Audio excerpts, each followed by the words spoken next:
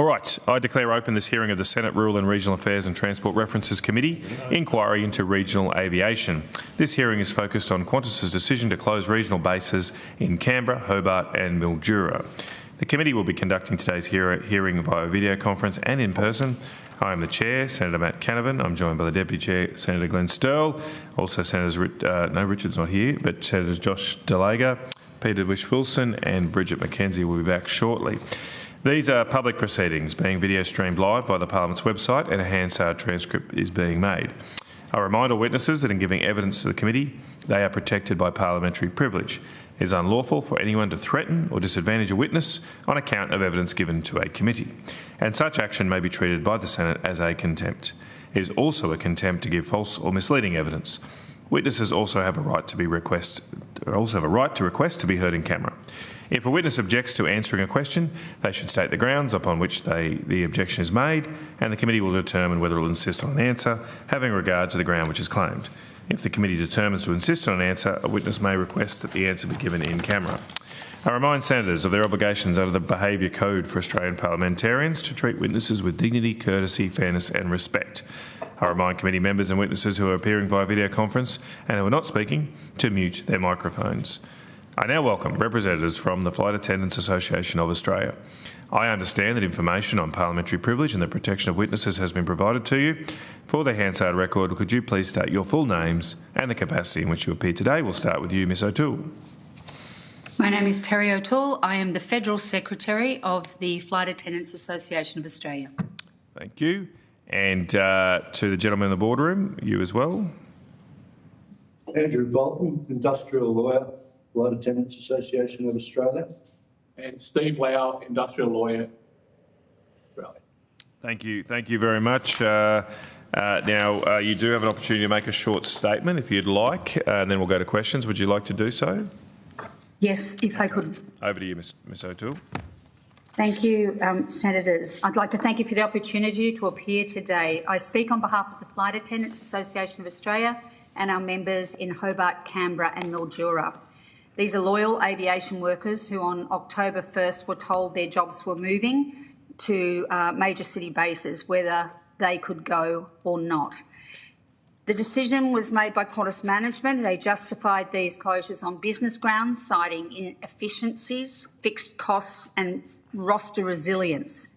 They conceded that this decision was not based on performance of the crew. They acknowledged that these regional crew had delivered excellent service. To test the company's assumptions that this workforce would simply pick up and move, we surveyed our members. The results were stark. These are not transient workers, they are pillars of their communities. 11 of the 18 respondents have lived in their region for over 20 years. 12 of 18 own their own homes. Most critically, 10 partners of the 18 crew own local businesses. When Qantas tells a crew member in Hobart to relocate to Brisbane, they aren't just asking employees to move, they're asking a family to close a local plumbing business, to pull children out of schools and to abandon elderly parents for whom they have the sole carer's responsibility. We have members like Paul, a foster carer for vulnerable children. We have Catherine, whose child relies on a specific local team of therapists for a disability. Natasha, the sole supporter for two parents in their 80s. For them, relocation was not a choice and it was impossible. We have Michelle, a proud Indigenous woman whose daughter and grandchild moved to be on country and close to her for support. She describes her base not just a job but as her forever home. Senators, under the existing industrial instruments, Qantas had the managerial prerogative to make these operational decisions. However, the industrial instruments contain significant gaps that left many of the workers vulnerable. National Jet System, NJS, and National Jet Operations Services, NJOS, their enterprise agreements provided for base transfers at direction of employer and relocation costs and that the employer would cover. Eastern Airlines, however, unlike NJS and NJOS, had no relocation support under their enterprise agreement. These workers faced the terrifying prospect of a forced move with absolutely no financial assistance. All three enterprise agreements had redundancy provisions, but only at the statutory rate under the NES.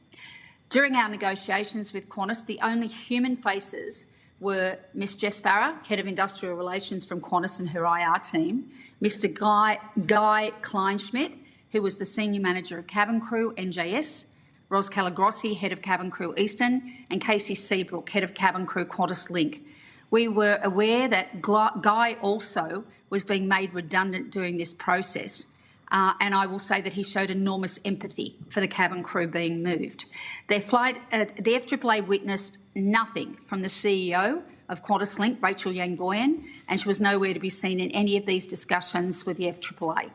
Once we were able to tell the personal stories of the crew and raise these critical issues in negotiations, Ms Farah and others worked with us to try and achieve an outcome that was more beneficial than the EA provided for.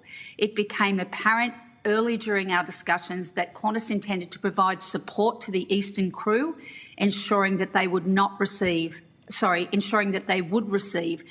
entitlements as NJOS and NJOS crew, which meant a lot to those crew.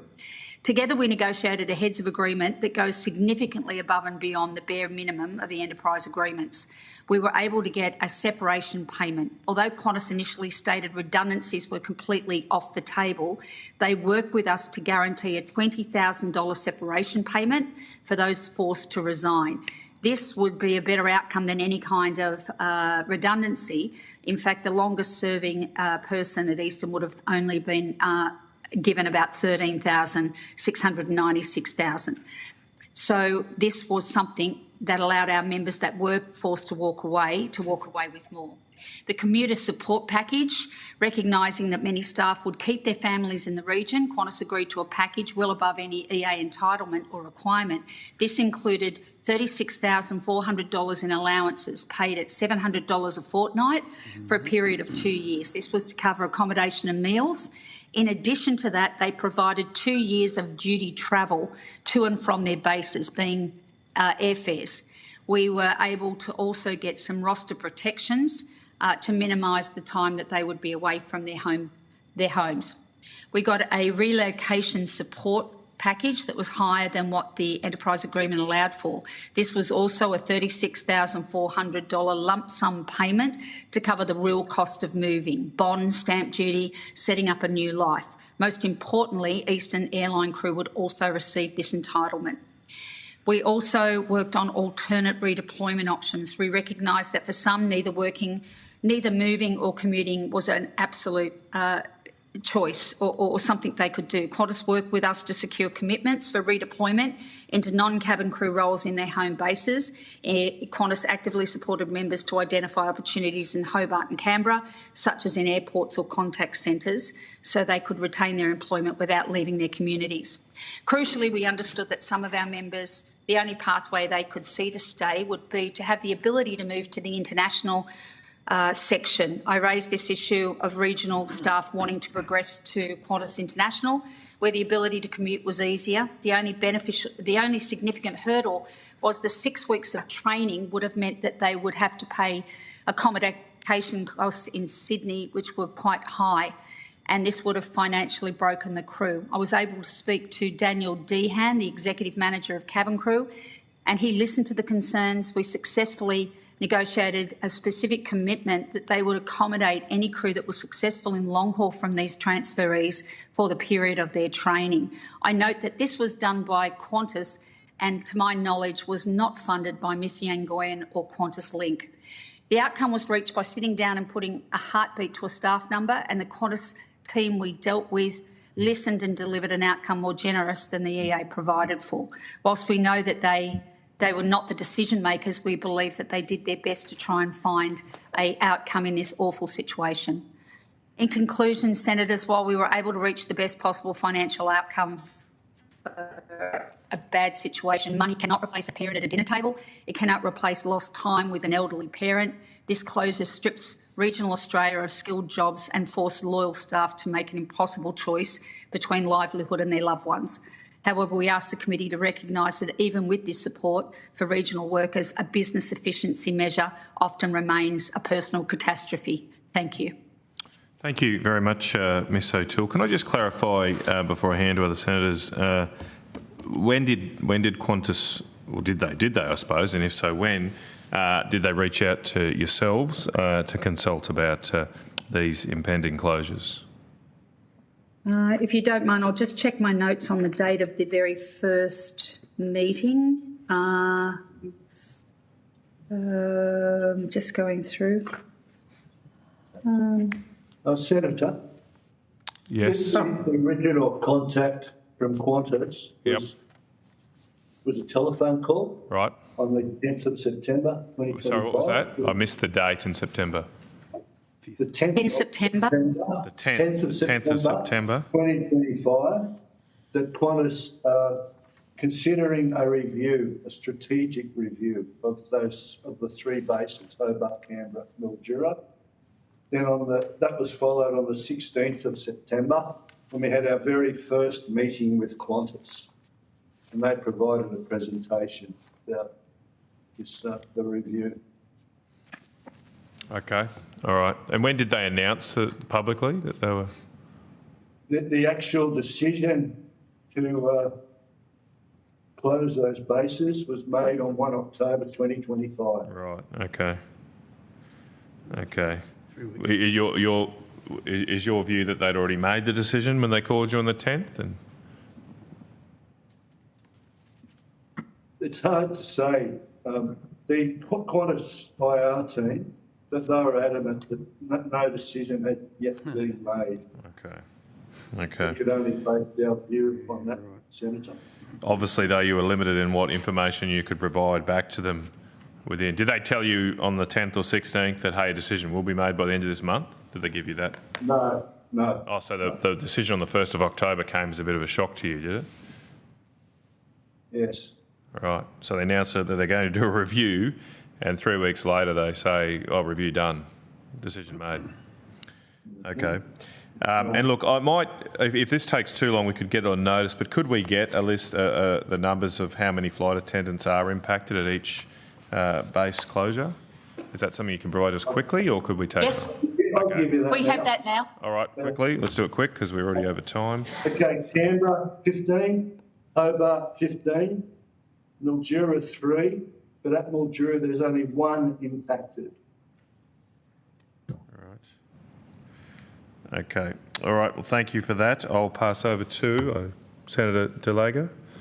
Thanks very much, Chair. Good morning, everyone. Thanks for your opening statement, Ms. O'Toole. Who made the decision in Qantas, do you think, who was the decision maker? It would be my understanding that that it would have been Rachel Yangoyan. She is the decision maker. All right. Do you know whether or not Ms. Yangoyan has publicly, taken responsibility for making that decision? I have no knowledge of that. I don't know whether she's done any press or she's stood out in front of anybody. Have no idea, but she certainly did not attend any of the conversations with us at all. What are your members telling you about how this decision will affect services into Hobart, Canberra, Mildura? Like, how will the decision to close these bases affect services? It's really hard to tell because it doesn't necessarily mean that a flight would not go into those places. It just means that the coverage, how they roster crew out of those bases will change. So people won't be starting, for instance, in those bases because they won't be starting their duty on a flight out of those bases. They would be coming from another base into those bases as the first flights. So to be honest, we have not been given any information around what the flights would look like. Because one of the things that we did ask for, Senator, was if these people are going to commute, and for those of you not aware, commuting for a regional carrier, you work pretty much every day, like daily. They're very short flights, but you work consistently. Where with international, you may do a 3, 4, 5 day trip. You'll fly over to an international destination and back. It's much easier to commute because you're only going to work twice in 4 days or 5 days or 6 days. So the idea that how many flights would be coming in and out of these places was also a concern for us, because how are these people getting to work? If they were going to work out of Brisbane, they still have to get to Brisbane to start their duty. How are they going to do that? How are they getting to Sydney? So it would have been really good to have had some of that information, but it was not provided. And still hasn't been provided? I don't believe we've seen nothing, no.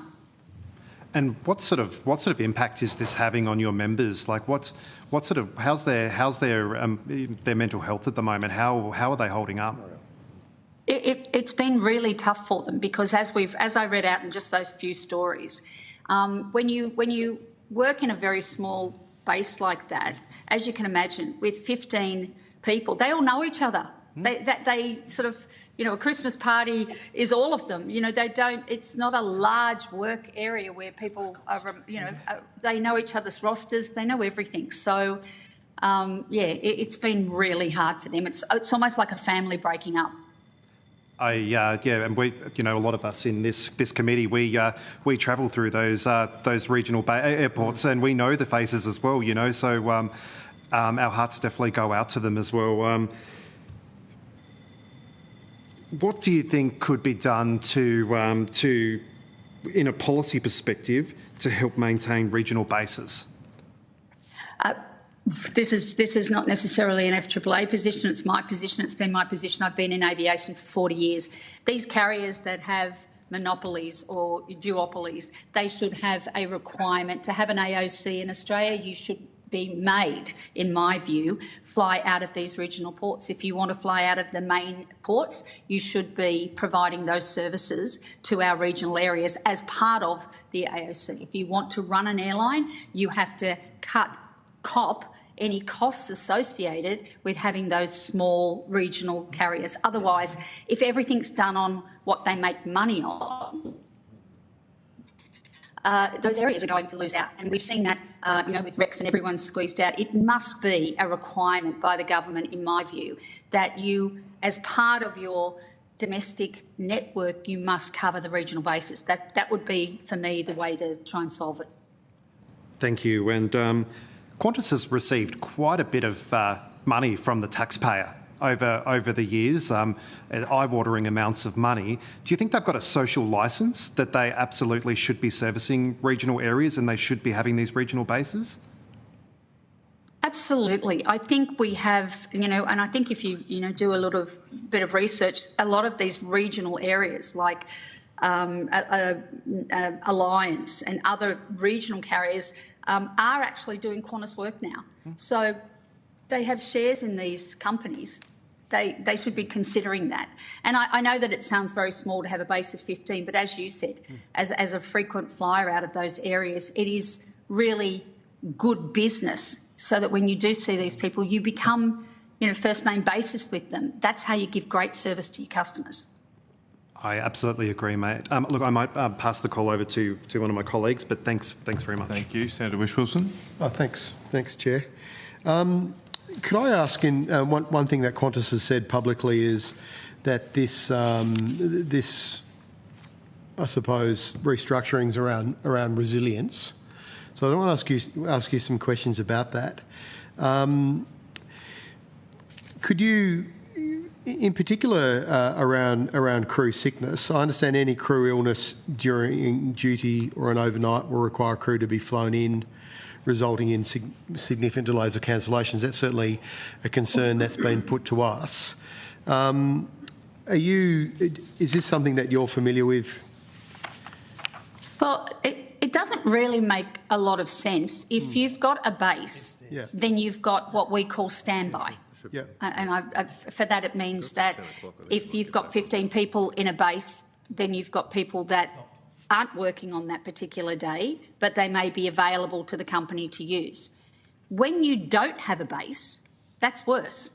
So, for instance, let's say a flight left Brisbane to go to Hobart, and on that flight, one of the crew gets sick, or two crew get sick. When that flight lands in Hobart, how are you crewing it out of Hobart? Yep. Like, it makes... I don't understand how no base helps with their problem of people being sick, because it doesn't really. It's actually worse when you don't have a base. Well, that makes sense to me, but my understanding is Qantas has said that pilots and cabin crew don't tend to get sick on overnights at outports. And I just had to look up what outports meant this morning, and now I understand it. So do you think given the Civil Aviation Authority regulation, I think it's 67-270, requires all operating crew to be fit for duty, is the base closure intended to circumvent this CASA regulation by discouraging illness or fatigue at an outport? I'll be honest with you. I would say that every airline that I've had any dealings with encourage people not to go sick. I've never, not fatigued or sick. They think that cabin crew are robots, quite frankly. Any kind of sickness is always looked at with, I think with an air of insincerity, and I find that's something that I've experienced over 40 years. And it must have been particularly acute after COVID too, coming out of COVID. Oh, yeah. Like, I have to say that Ms Yangoyan was the head of international cabin crew after COVID, and she, whilst everyone was on their knees and stood down, made an application to terminate the enterprise agreement. I think that's Ms Yangoyan's history. She was moved, obviously, after COVID, and everyone came back under. We lost conditions that had been in place for more than 50 years, where part one of a EBA was completely removed under her leadership. There was probably absolutely no way that she could continue in that role of managing long-haul crew, and was moved and went to QantasLink. So I'm never surprised by decisions after the what I would only call as a cruel decision to terminate an enterprise agreement while people were on their knees after COVID. Okay, so are you aware, or amongst your members, whether previous crew sickness has been highlighted specifically as a reason to close these bases? No, that was actually never spoken to us about. At no point during the negotiations did I ever hear anyone say that. Do you think that is the case, though? Do you think it's an issue? I would be very, very surprised that the sick leave is any higher than in any other state in Australia. I would just be shocked and surprised. Okay. So I understand that there's currently an application to operate with reduced cabin crew numbers in the event of an illness. That's before CASA at the moment. Are you aware of that on the A220s? Yes, I am. Is that just on the A220s? I think some of the airlines have made those applications. Right. I think Virgin at one point had one as well. I think it's just a cost-cutting measure, and I think it's unsafe, and I hope that CASA look at it very seriously. There should be a cabin crew member for every evacuation door on an aircraft. End of story. And if CASA reject that, do you think that will change the equation around the closure of these bases?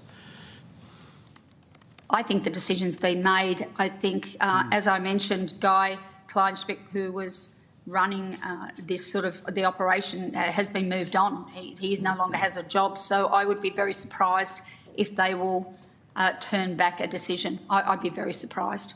Okay. Are you aware, will all cabin crew be trained to operate as cabin supervisors going forward? And if not, how will that affect resilience? I don't think, I'll talk to my industrial team, I don't think we've gone through that as yet, have we? We haven't been advised of that, Terry. You haven't been what, sorry? We haven't advised of that yet, Senator. That everyone's going to be trained as a cabin manager. We haven't been advised of that. Okay. So you're not aware of that. Okay. Could you tell us a little bit more about the personal costs to pilots and cabin crew? I mean, obviously moving to some of the world, or arguably one of the world's most expensive cities, is going to consume a large proportion of their salary. Is there any thoughts on estimates on how much out of pocket crew will be? I mean, given your recent negotiations you've had with Qantas, especially. No, we didn't. But I think some of the stuff that was really important to us was things like one of our members has a property, and so she has she has an elderly horse that she's had forever. And as she said, there is just absolutely no way that I could transport my horse to the mainland. It wouldn't survive.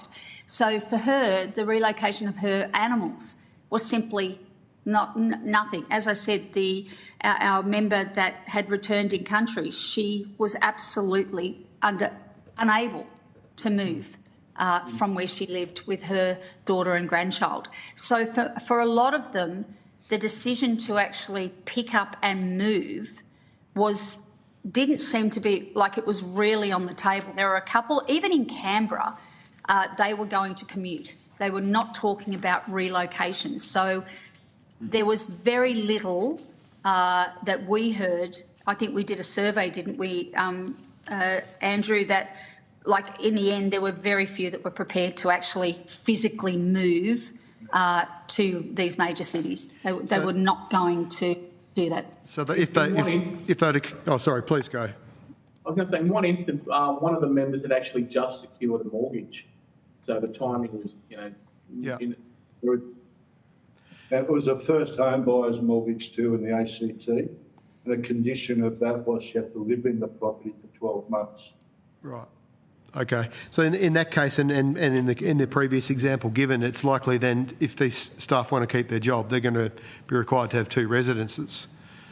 The residence in the capital city plus maintain. So they're potentially going to be out of pocket for stamp duty, maintaining two residences, costs of parking, taxis, all these kind of things. Was that covered or put? Well, the company, they may not get two residences because they could, depending on their rosters, could stay in hotels. So the $700 a fortnight was to cover costs of hotels, taxis, whatever they needed, and remembering that Qantas also agreed to pay for what we call duty travel, which is a free airfare from wherever their port was to their base to go to work. So but that was for a 2-year period. So I think it's very important, Senator, to say that this was only a 2-year period, which is really a reprieve to give them time to actually make decisions and think about what they want to do with their future, rather than, as you said, in a few, or as was said, in a few short weeks, make these life-changing decisions. You mentioned you got a good result around rosters. I'm just interested whether support's going to be provided in the event that flights are delayed or cancelled. Well, that was one of the things we asked for. We asked that they were not disciplined if they missed flights because of this. I don't think we got anything in writing in the heads of agreement around that, but we would certainly advocate for that if anyone was, because that's a big issue, Senator. You've hit the nail on the head there with how do they get to work if the flight into Mildura or into Hobart is cancelled. How do they then get out of Hobart to get to their scheduled duty? It's honestly a nightmare, and that's why we pushed so hard to have anyone that wanted to apply for international flying to do so, because it would make life easier just because of the times they leave and the afternoon flights, etc., where a lot of the domestic flying or the regional flying tends to be in the morning. And so that was one of the things we covered. How are they going to get to work if the flight's cancelled? Are you going to discipline them if they don't get to their duty? We need you to say that you won't. Okay. And we didn't get that in writing, I'll be honest. We did not get that in writing. Well, okay, last one. Well, hopefully you will get that in writing. I might put some other questions on notice to you, but you mentioned some reserve conditions earlier. Did you get any feedback on whether rostering of single RDOs would be forbidden? We asked for that, didn't we? I don't think we got that. What we did get was standbys. I think that was our concern. We didn't want them coming up to Sydney and being put on standby, Senator, so that they didn't have work. So we were asking, could they stand by at home in Hobart? So if you needed to use them, you were using them from there rather than using them from sitting in a hotel room in Sydney all day, paying for a hotel room, and you may not get used because they don't need you for that flight. So we did try to take concessions around those kind of things. Okay, but I don't know that we've got any I'll put my other questions on notes. Just one very quick question, if you don't mind, Chair. Just I obviously live in Launceston in Tasmania, and when I've been to the airport, some staff have had a chat to me about this, and they've told me that the base in Hobart's actually really important for the airport in Launceston too, in terms of providing from engineers through to cabin crew and pilots. Do you have any views on that? Well, it's as we've said before. This was not. I don't think Qantas started this because they were being, kind to the community. I think that it was a necessary. These bases are necessary, and as I said, I cannot understand how taking a base away would make it more productive for sick leave, because as you've said, if they need someone in Launceston now, where are they coming from? Because they're certainly not coming from Hobart.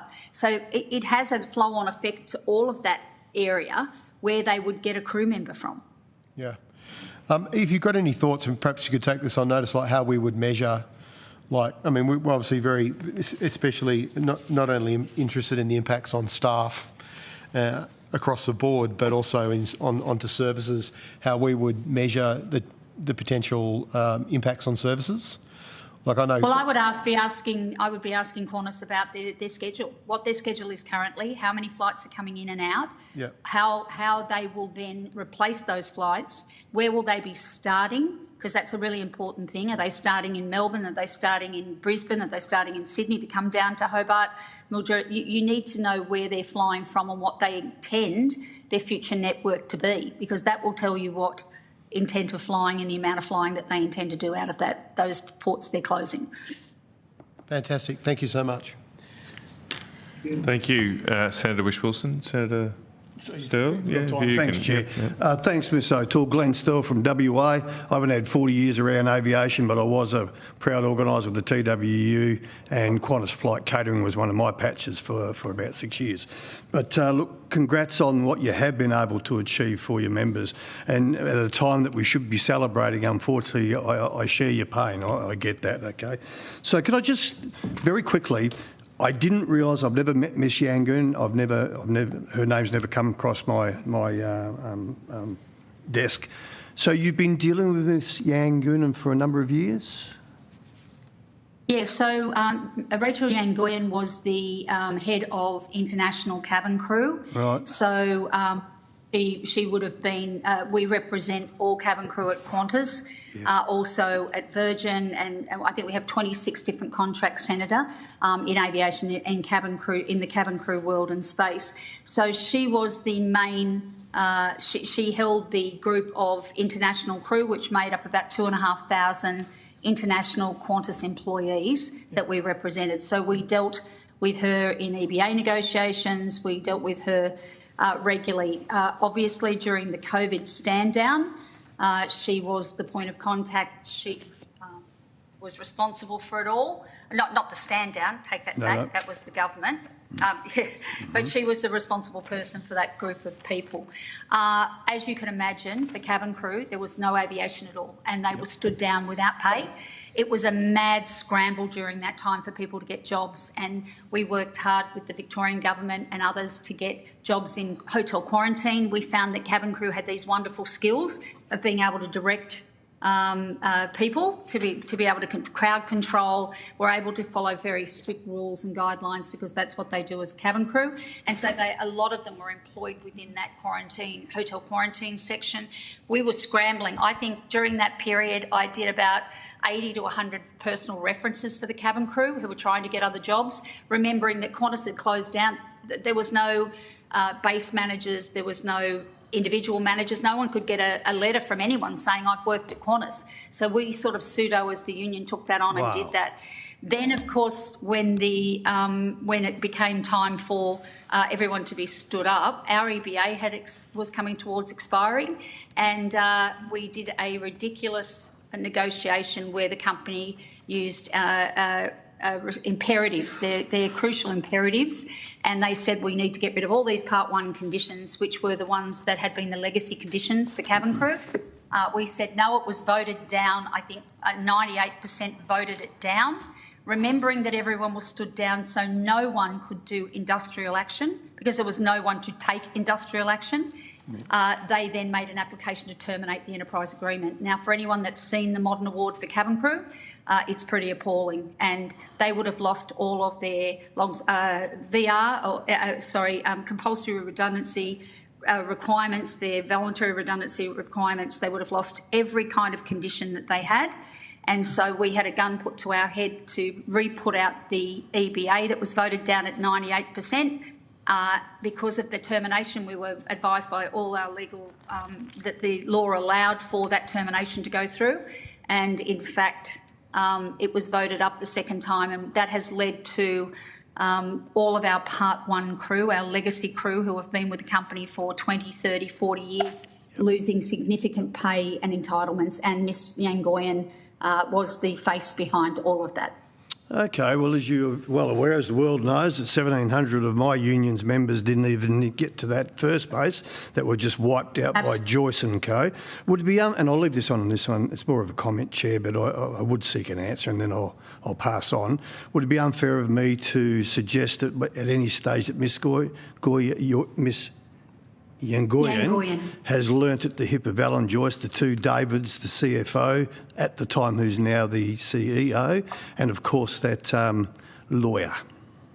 Would that be an unfair statement? Well, correct. I do know who you're speaking of. I would suggest that this was not surprising to us personally. For me personally, having dealt with Ms Yangoyan, this was not a surprise to me that she took over Link. I must admit, it felt like she was being promoted by the business for how she had treated cabin crew. And I will say that there is absolutely no discretion. There is no discretionary goodwill at the moment with our long haul crew that had this. The ones that are left, there are 800 of them left, and they still had the bitterness of what happened when they were on their knees to the employer that they'd given 30, 40 years of service to, and how they were treated. It's not gone away, and we have an EBA coming up where, I think a lot of those emotions are going to, bubble to the surface.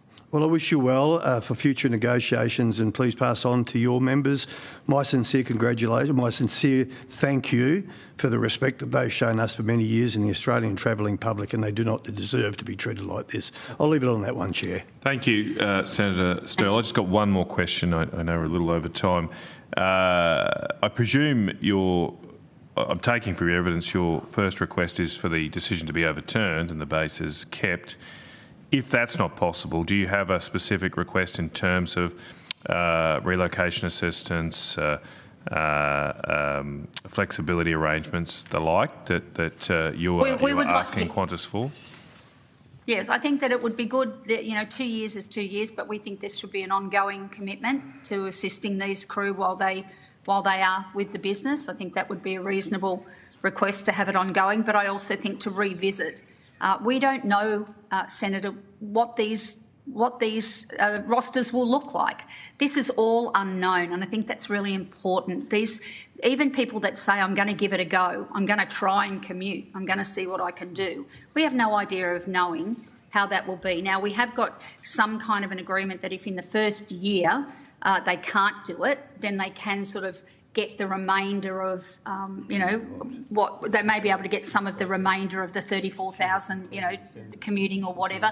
It's too grey, and we want more ability to sit down once this decision's been made and say, roster per roster, this isn't working, we need to change this. They can't have sign-ons before 10 o'clock because there's no flight out of their particular port. We want those nuances to be able to be looked at again. So we would like to revisit. This should not be the end of it, regardless of how this works. For those that are intending on commuting, they actually need more assistance. They need more time, and we really do need to be able to revisit what they've been. We don't want it to be the end. We don't want this just to be, they've agreed to do this, so therefore that's the end of it. We think that the company has a responsibility to these people.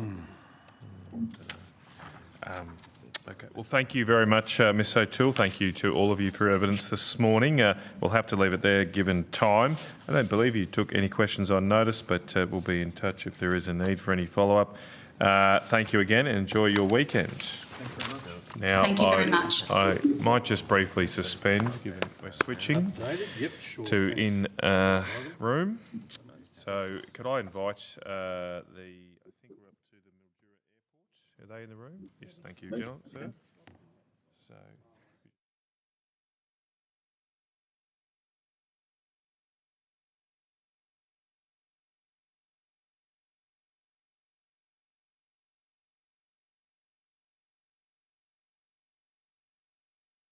Is ready.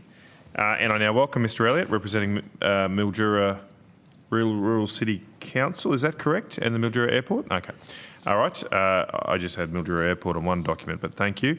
I understand that information on parliamentary privilege and the protection of witnesses giving evidence to Senate committees has been provided to you. For the Hansard record, could you please state your full name and the capacity in which you appear today? Andrew Elliott, CEO, Mildura Airport Proprietary Limited. Thank you very much, Mr. Elliott. Look, I now invite you to make an opening statement if you would like to, and then we'll go to questions. My name is Andrew Elliott, Chief Executive Officer at Mildura Airport Proprietary Limited. I represent Mildura Rural City Council as the sole shareholder of Mildura Airport Proprietary Limited and the operational leadership of the airport. Mildura Airport is a critical regional aviation hub serving northwest Victoria and parts of South Australia and New South Wales. Is a lifeline for our community, underpinning economic activity, health access, education and social connectivity. Reliable and affordable air services are fundamental to community trust and economic stability. Uncertainty from airline decisions, fare volatility or lack of government support creates hesitation for businesses and residents, discouraging investment and increasing social isolation. Mildura Airport is not just a transport hub, it's a critical emergency diversion airport and a gateway for essential services for the tri-state region. When confidence in air connectivity erodes, the entire regional community suffers. Unlike other major regional centres in Victoria, such as Wodonga, Traralgon, Geelong, Ballarat and Bendigo, Mildura has no rail connection to Melbourne or Adelaide. Road travel requires approximately 6 hours to Melbourne and 4 hours to Adelaide. For our community, aviation is not a convenience, it's essential infrastructure. Without reliable and affordable air services, Mildura faces significant barriers to economic growth and equitable access to essential resources. A little bit of financial information about Mildura Airport. Mildura Airport operates as a commercial entity but cannot achieve full cost recovery under current conditions. Key figures from the 24-25 financial year illustrate this challenge. Our total revenue was $7.4 million. Aviation income was $4.5 million, about 62% of revenue. Car parking, nearly $700,000. And cafe sales, $800,000, directly linked to aviation, of course. Rental and lease fees, about $680,000. Our total expenses were $7.8 million, and we had a net operating loss of $388,000. It's worth noting that Mildura Airport also has borrowings of $7.5 million that we're paying off. And there were some redundancies earlier in the year from the airport staff to reduce our costs to lead us into this financial year. Another important note is that Qantas is currently covering 100% of the aviation security costs, and in the new security or the current security environment, those costs are extending outside of just screening and turning to perimeter controls, boundary controls, even as far as relationships with local security providers and police. So Qantas Airways is covering 100% of that in Mildura, even though there are other RPT operators operating into that airport that are not paying their share of that. Despite strong governance and cost control, Mildura Airport recorded an operating loss and carries significant debt for capital works. With no Victorian government operational subsidy, ratepayers ultimately absorb these financial risks, funding shortfalls and guaranteeing borrowings for essential infrastructure. This is inequitable compared to states such as Western Australia and Queensland, which provide direct support for regional air services. Airfare affordability and community impact. Airfare costs remain a major barrier for Mildura residents and businesses. Mildura Melbourne's about between $150 and $190 one way on a good day. And Mildura Sydney is $180 to $340 one way, and fares can often jump to $900 return in peak seasons. Regional fares on average are 52% higher per kilometre than metropolitan routes, limiting access for health appointments, education and business travel. High costs erode community confidence and discourage tourism and investment. Our recommendation is to ensure sustainable regional air connectivity. We urge the committee to recommend state-level operational support for isolated airports in Victoria, similar to West Australian and Queensland models, shared funding for compliance costs, security screening, CASA obligations, and major infrastructure renewal. Fair subsidy or minimum service guarantees to address affordability and equity for regional communities. Policy frameworks to protect regional aviation jobs, preventing further erosion of local capacity. In closing, Mildura Airport is not just an airport, it's a lifeline for our region. Without sustainable funding and policy support, connectivity and regional growth are at risk. We ask the committee to recognise the unique challenges faced by council-owned airports and advocate for a fairer, more resilient framework for regional aviation. Thank you very much, Mr. Elliott. I've just got a couple of quick questions before I go on. I think in your submission you actually might have outlined the cost of this decision. Is that correct? Have you directly costed this? No. No. Okay, you didn't. I thought I had a sort of figure of 300,000 or something, but you haven't calculated how much this Qantas decision will cost you at the airport directly. No, and I can offer that our flights actually increased shortly after the decision, not as a result of the decision. That was happening anyway. Okay. And I acknowledge that there were 6 odd people in Mildura that were affected by this, but however, the operation at the airport was unchanged. Okay, and the airport itself didn't receive significant income then from having those 6 people based in Mildura? No. Because your income is just related to the movements? Correct. Not the staff based there. Okay. And what consultation did Qantas conduct with you prior to the announcement? I don't have the dates, but approximately 2 weeks out from the decision being made, I received the same information from our commercial contact at Qantas that there was a review of the bases across the 3 bases. And then approximately a week after that, and that would have been a week out from the decision, we were told that Mildura would be closing. And then I received some more information about how many people would be affected. Then the decision was made on the 1st of October. Were you invited to provide information to the review? No. Right, I was going to say it was only 2 weeks. So, okay. What did the review constitute then? Do you know? For Mildura Airport? Just internal, no, within Qantas. They didn't externally consult with people? No, I don't. Okay. No. Okay. Well, I was going to go to Senator Schultz. He's gone. I'll go to Senator McKenzie and then to you, Senator Delagan. Okay, thanks. I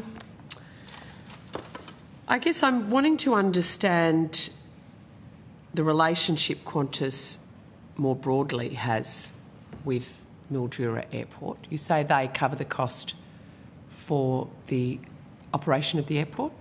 For the security requirements, so security screening, it's charged back to operating airlines at a passenger fee, and it's the total cost of operating under the Home Affairs security requirements divided by the number of passengers, and it's charged to the airlines. And who else would you charge if you weren't charging Qantas? I would charge Rex.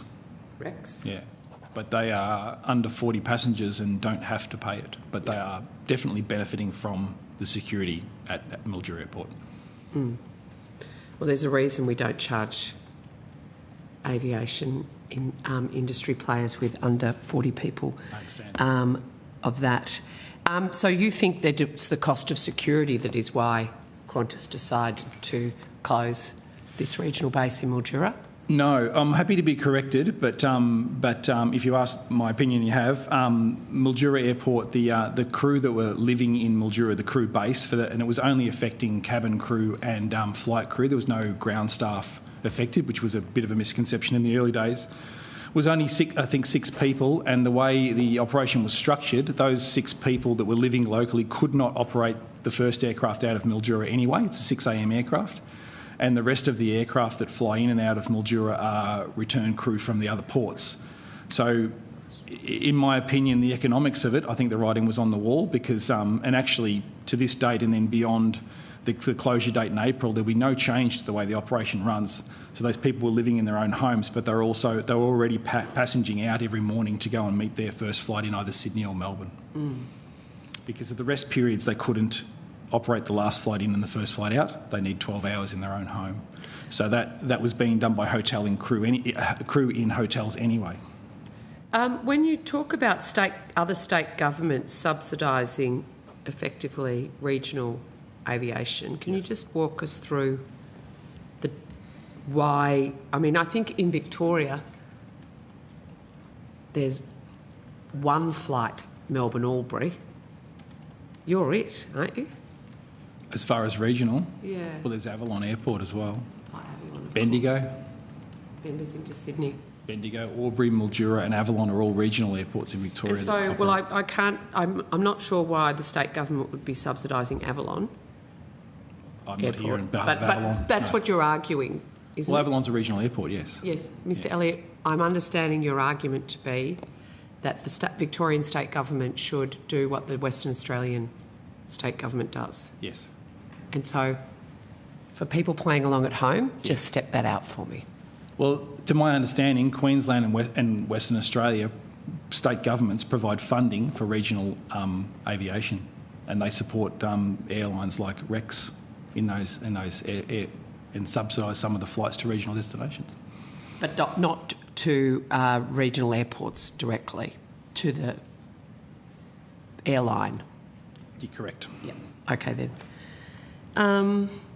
Has there been a lot of concern about this closure within the local community?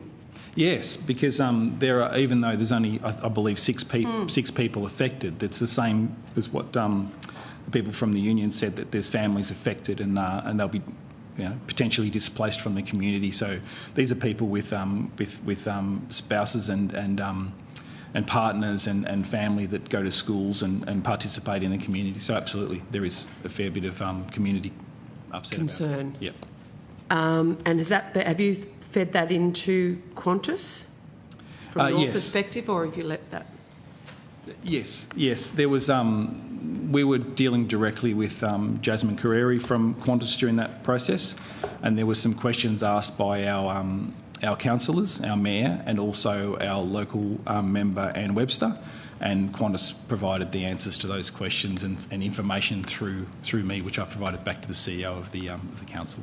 Do you understand why a community like Mildura would be concerned by Qantas, who started in a regional community, withdrawing bases from the regions? Yes, I do. Yes. Yeah. And what do you think the concern for a place like Mildura would be? What signal does it send to Mildura? It's lack of regional connections, reduced local economy activity, business investment, those sort of things, jobs, skills. So an airport of Mildura's capacity in Mildura, it's a big business, it's a big deal in town.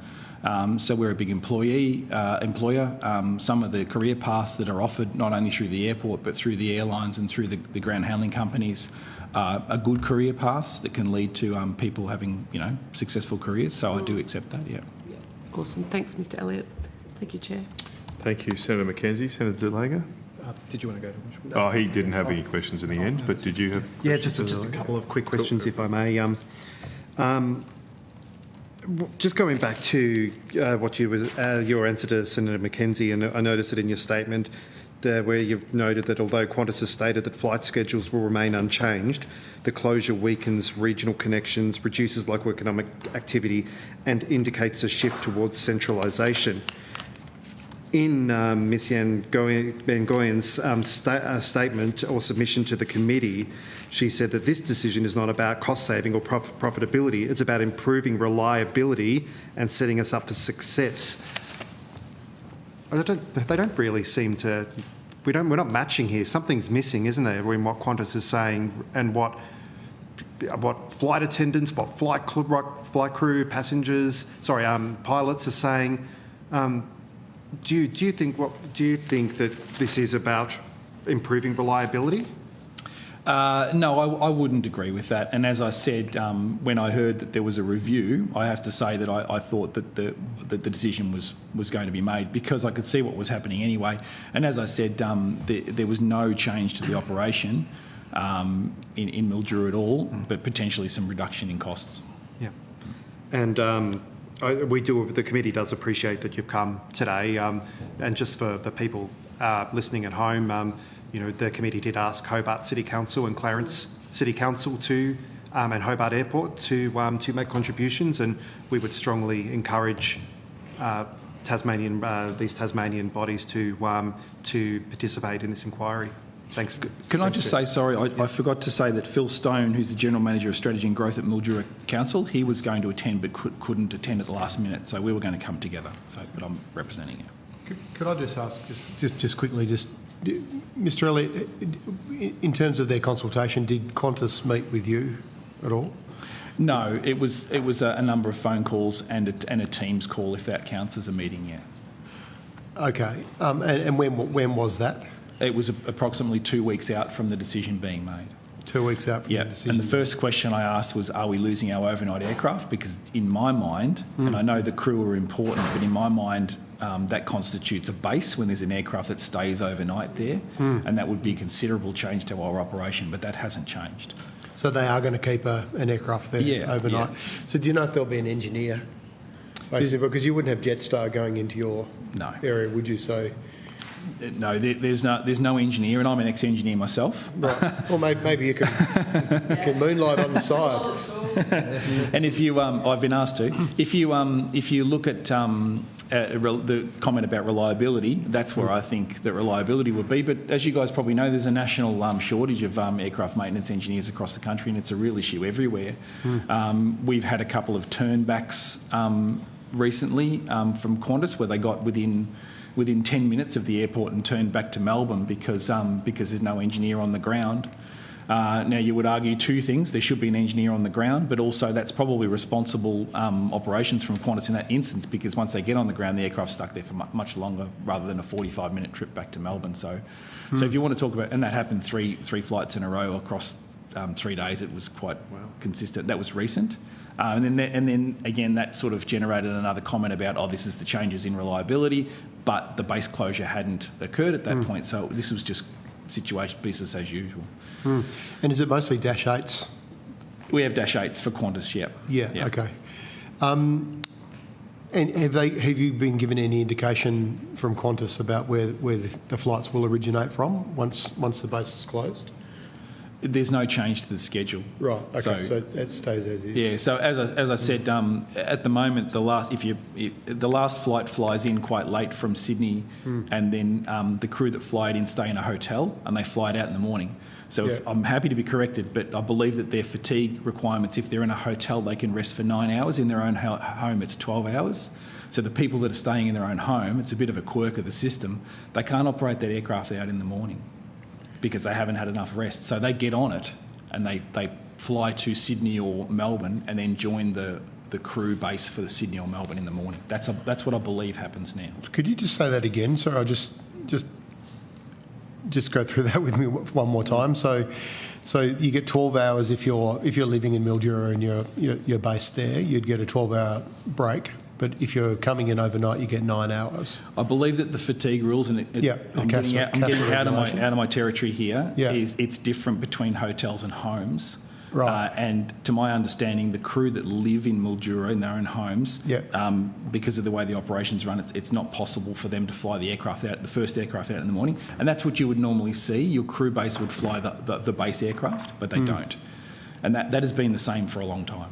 And are you aware, I don't know if it's been raised with you, or have you heard whether there's been any rostering issues, like in terms of utilisation of the personnel based in Mildura, whether there's been long periods of time where they've been on roster but haven't been actively...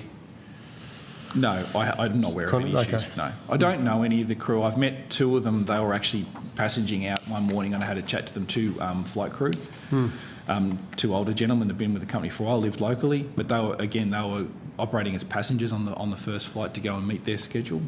They don't actually fly out of Mildura. And have you heard whether any of the crew there would be looking for other work because they don't want to move to a capital? They didn't say that to me. No. Okay. No. Thank you. No. Thank you, Senator Wilson. I just have a couple more questions. I think earlier, Mr. Elliott, you said that for Mildura to Melbourne are usually around less than $200. Somebody locally has contacted me and said, look, that's generally the case if you're booking weeks out. Yes. But at shorter time notices, if you've got emergencies and things, prices can easily go to $300-400. Is that correct? That's correct, and even higher sometimes. Right. And look, we're off topic here, but it totally limits anybody from travelling for a leisure perspective. Yeah. It's just impossible to get to the Gold Coast or something from a leisure perspective. You just wouldn't do it. Yeah, it's right. Thousands. Yeah. Okay. Thank you for that. Now, today we are mainly focused on the Qantas decisions, but our terms of reference do go to the issues around the costs of providing more security in that. And I think you did hint at that earlier. Yeah. You mentioned Qantas is covering all of those security costs. Does this include or have you had to put in additional security equipment with a decision to upgrade security at regional airports in recent years? No, but we're still working through our response to the Minister of Home Affairs about we have to review our transport security program to include a perimeter security plan. That needs to be done by August next year. Okay. So we're working through that at the moment. Mildura is a little bit lucky because, or we were good at what we did. The fence is continuous around Mildura. So we're working locally with local law enforcement, our security companies, and we will spend money down the road on security cameras, but I haven't delivered that plan yet. Okay. And is is Qantas paying for that aspect at the moment, or just the in-terminal security? So when we put together our negotiation with Qantas for a fee that we charge them per scheduled passenger, we have to open book and incorporate all of our security fees, and they have a view on what is in and what is out. And it's not just security screening. We include fees around guarding, some infrastructure costs, even a portion of our management that are dealing with security. Right. And they've never pushed. I've worked at 3 different airports, and they've never pushed back on that. I've never seen any pushback on that. Okay. Yeah. And in regards to the security screening, you didn't have to put in new equipment, did you, post the decision? When was that? Was it 21 or it was around then, a few years ago? I was in Avalon during that period, Okay. but I believe Mildura Airport had to put a body scanner in, which was funded through the federal government program. Okay, so it didn't come off your books as such. Yeah, and we wouldn't charge Qantas for that, by the way. But you have to man it, you have to pay yeah. all the operational costs which weren't previously part of your budget. Yeah, and the labour costs for security screening are eye-watering. It's very hard. Sorry, the labour costs for security screening is very high because you've got a large number of people that all have specific jobs. You can't scale it back. You've got 5 people that are on shift. Okay. So have you yourself calculated estimates on the per passenger per flight cost of that additional security? Yeah, we're about $15 per passenger based on the current Qantas schedule. It's depending on how many seats they're scheduling in. I can tell you that other airports like Whyalla are much, much, much higher than that because of the volume. The of volume passengers. makes a big difference. But the costs are fixed because you've still got to have the same equipment, the same number of people. Exactly. And that, just to be clear, that $15 is sort of the complete security screening cost, not necessarily the additional cost from the decision a few years ago. That covers all of our aspects of our security outside of screening. Perimeter as well. Because we have an overnight aircraft, we've got an obligation to Qantas to protect that aircraft as well. All right. Okay. Can I just, on that, the security cameras that you're talking about, that's as a result of what happened at Avalon Airport. I mean, is that a live risk? Is there some sort of level of risk assessment that's done? Avalon as, a big airport in between 2 major cities, being Geelong and Melbourne. I'm just wondering about the cost being pushed onto smaller regional airports. Has there been a risk assessment done about the same type of incident occurring? Yes, and we immediately, and a lot of airports, the AAA were fantastic in this, and so were the Department of Home Affairs. We had really good consultation, and it kind of settled down a little bit, and a lot of airports were able to share information, and Mildura Airport implemented immediately changes to the way we did things. I'll be honest, we were pretty good anyway on perimeter patrols and things like that. So we've measured our risk, and we've acted appropriately. All I need to do now is put that into a plan. Part of it really importantly was to working with local law enforcement, and that can be challenging in some locations, depending on how busy they are. But Mildura has been fantastic. They're now doing regular patrols of the airport in uniform. The highway patrol car comes at night. These are some of the changes we've done, and our own people are inspecting the perimeter more frequently. But is it your assessment that you will end up having to put security cameras? Is that going to be compulsory, or is it going to be as a result of some assessment? To be honest with you, yes. So we don't have CCTV coverage around the full perimeter, or we have a very good fence. So in the interim, we'll cover that with visual inspections. But I think to get through the approvals through the Transport Security Plan, I will need to put together a forward plan on how we intend to progressively increase and invest in security. So yeah, there's been talk about wires that listen around, and drones are the thing that scare me the most, because they're very expensive, but also drones around airports aren't great. No. So yeah. So yeah, we will be spending more money, and that will be in the plan, and we'll put that into our plan, and we'll commit to that. So there will be money spent down the road. And ticket prices will go up as a result. Yeah, if we pass on the security charges to Qantas, we'll try not to. But if we pass on to the security, the price goes on the ticket. It goes straight on the ticket. And will you have some idea of the quantum of that by the end, mid next year? Yes. When are you planning to finalise that work? Probably around March, April. Okay. Thank you. Thank you, Senator Mackenzie. If there are no more questions, thank you very much, Mr Elliott, for your time. I don't believe you took anything on notice, but we'll be in touch if there is a need for any additional information. And hope you enjoy your weekend. Thank you again. We're now going to break. We're back on time, but we'll break for 15 minutes and come back at 10:50 with the Transport Workers Union. I suspend the hearing.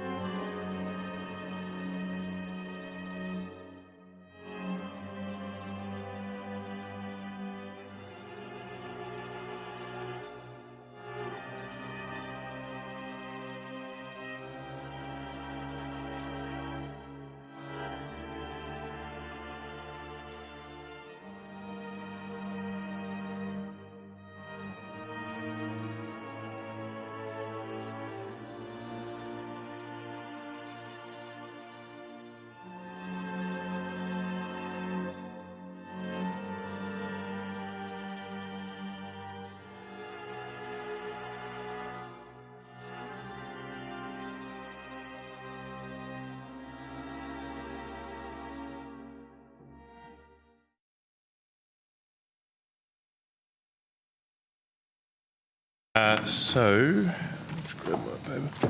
This broadcasting is ready. Yep. I will reopen this hearing of the Regional and Rural Affairs and Transports Committee, and I now welcome Mr. Elliott to represent. Oh, sorry. I don't welcome you because we had a change of order, didn't we? Sorry, give me 1 second. I'll welcome Mr. Lynch from the Transport Workers Union. And I understand that information on parliamentary privilege and the protection of witnesses giving evidence to Senate committees has been provided to you. For the Hansard record, could you please state your full name and the capacity in which you appear today? Sam Lynch, Director of Organising for the Transport Workers Union for Victoria and Tasmania. Thank you very much, and thank you for your submission. You have an opportunity to make a short opening statement if you wish. Would you like to do so? Yes. Okay, over to you, Mr. Lynch. Thank you, Senator, and thank you to the committee for accommodating the time changes this morning. Unfortunately, and ironically, I was delayed on a Q-Link flight coming out of Sydney, so but I appreciate the understanding. The Transport Workers Union represents thousands of aviation workers right across the country, and I don't think it's an exaggeration to say that the aviation industry across our country at the moment is in crisis. We've seen that with the collapse of Bonza, we've seen that with the administration of Rex, and unfortunately I think we're seeing that it's regional Australia that is copying the brunt of this industry in crisis. We saw a High Court decision a few months ago which found that Qantas had illegally sacked 1,820 workers. We also saw the High Court found that although Qantas apologised, that it might have been the wrong kind of apology, not a genuine apology, but rather trying to say the right thing. And we're concerned that this latest decision to relocate workers from Hobart and from Mildura and from the ACT confirms the High Court judge's worst suspicions in this case. We want to work with Qantas. We want to see Qantas succeed, not just for the thousands of members that we represent that work in Qantas or Qantas supply chains or subsidiaries, but also for the millions of Australians that rely on Qantas every year. The workers that have been relocated as a result of this decision by Q-Link, they are real people, real lives. They have families based out of these cities. Many of these workers have only 3 or 4 years ago were forced to relocate from other cities under the promise that they could have a long-term career in Hobart in particular. Only to a few years later find out they were once again being relocated. They have kids in school, they have wives and husbands with jobs, and at the drop of a hat and at the whim of a decision by Q-Link with very limited consultation, they are now having to totally uproot their lives and the disruptions to themselves and their families as a result of that. We had one of our members tell us that leaving Hobart will mean no longer seeing my children. It's going to split my family up. And I think that quote really does drive home the human reality of this decision. It's clear that, and I know Qantas, in Qantas' decision, they've said that this decision will increase or decrease cancellations. It is clear, though, that this decision in closing these bases will mean fewer permanent crews based in these regional cities, which will necessarily cause more cancellations and reduce resilience for people that are flying out of those cities. So once again, we're seeing that it is regional Australia, and I know that there's many senators on this committee that come from regional Australia, as I do. It's regional Australia that is suffering or copying the worst impacts of this decision. As we saw with Bonza and Rex, this is an industry in crisis, and we are going to need to see wholesale change. As I said before, we really want to see Qantas succeed, and I think that Australia needs to see Qantas succeed. This decision reflects what we're referring to as the old Qantas, the Joyce-era Qantas, and we saw Alan Joyce's unfortunate comments during the week about industrial relation laws in this country. what we are asking for Qantas, we're asking that they reverse this decision and allow these workers to remain in their base. But we're also saying that in the future, we are going to need more consultation and more genuine consideration of the well-being of workers, but also of the communities that rely on Qantas's services, and less of this ruthless race to the bottom strategies that Qantas are endeavouring upon. We are also calling upon the Australian government to implement a Safe and Secure Skies Commission. This is going to allow an independent body which will bring workers, passengers and regional communities together to set minimum standards, but also provide a body that can be genuinely consulted with to make these decisions. We saw over COVID billions of dollars taxpayers' money went to Qantas, and it's only right that the community expects that when these significant decisions are made, they are not made solely in the interest of pursuing increased profits, but they are also forced to consider what the impact on workers and what the impact on regional communities in particular is going to be. Senators, the company that calls itself the Spirit of Australia is broken. And you speak to Qantas workers or former Qantas workers and they tell you that a couple of decades ago, this was a company that they were really proud to work for. And I think you talk to passengers and they say the same thing. This is an airline that people wanted to fly. And I think after years of, in our view, poor executive decision-making, that's unfortunately no longer the case. But the Transport Workers Union is not prepared to accept that it can't be the case again. And we want Qantas to do better.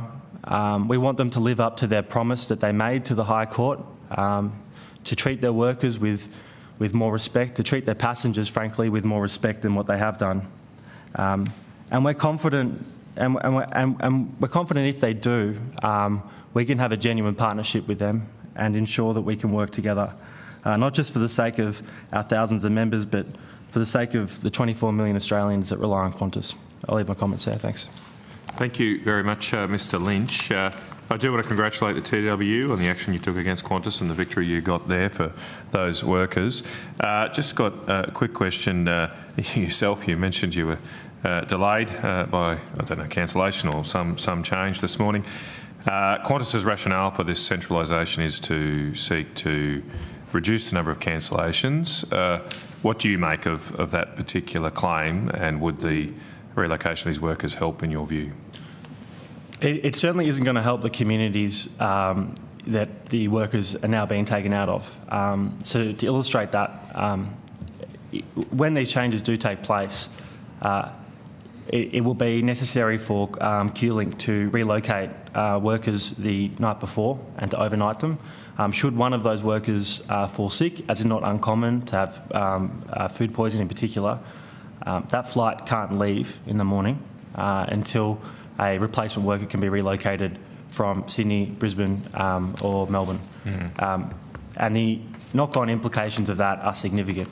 I think it's not for me to make Qantas's arguments. I think that they would say that this may have a marginal benefit in decreasing cancellations or delays for the major cities, but I would hope that even they would concede it will have a significant or significantly increase the risk of cancellations and delays for these regional bases that they're shutting down. It does seem to me strange. I mean, do you know how many people Qantas do employ in the major centres in Melbourne, Sydney and Brisbane? Does anyone have that? No, I don't have that figure. It seems strange that, I mean, their statement said about 70 people are affected, although we had numbers, I mean, I think the flight attendant numbers are much lower than that. And so, while this is not obviously the biggest job loss has ever happened in Australia, it is very devastating for those individuals. It's particularly for small towns and communities, it's tough.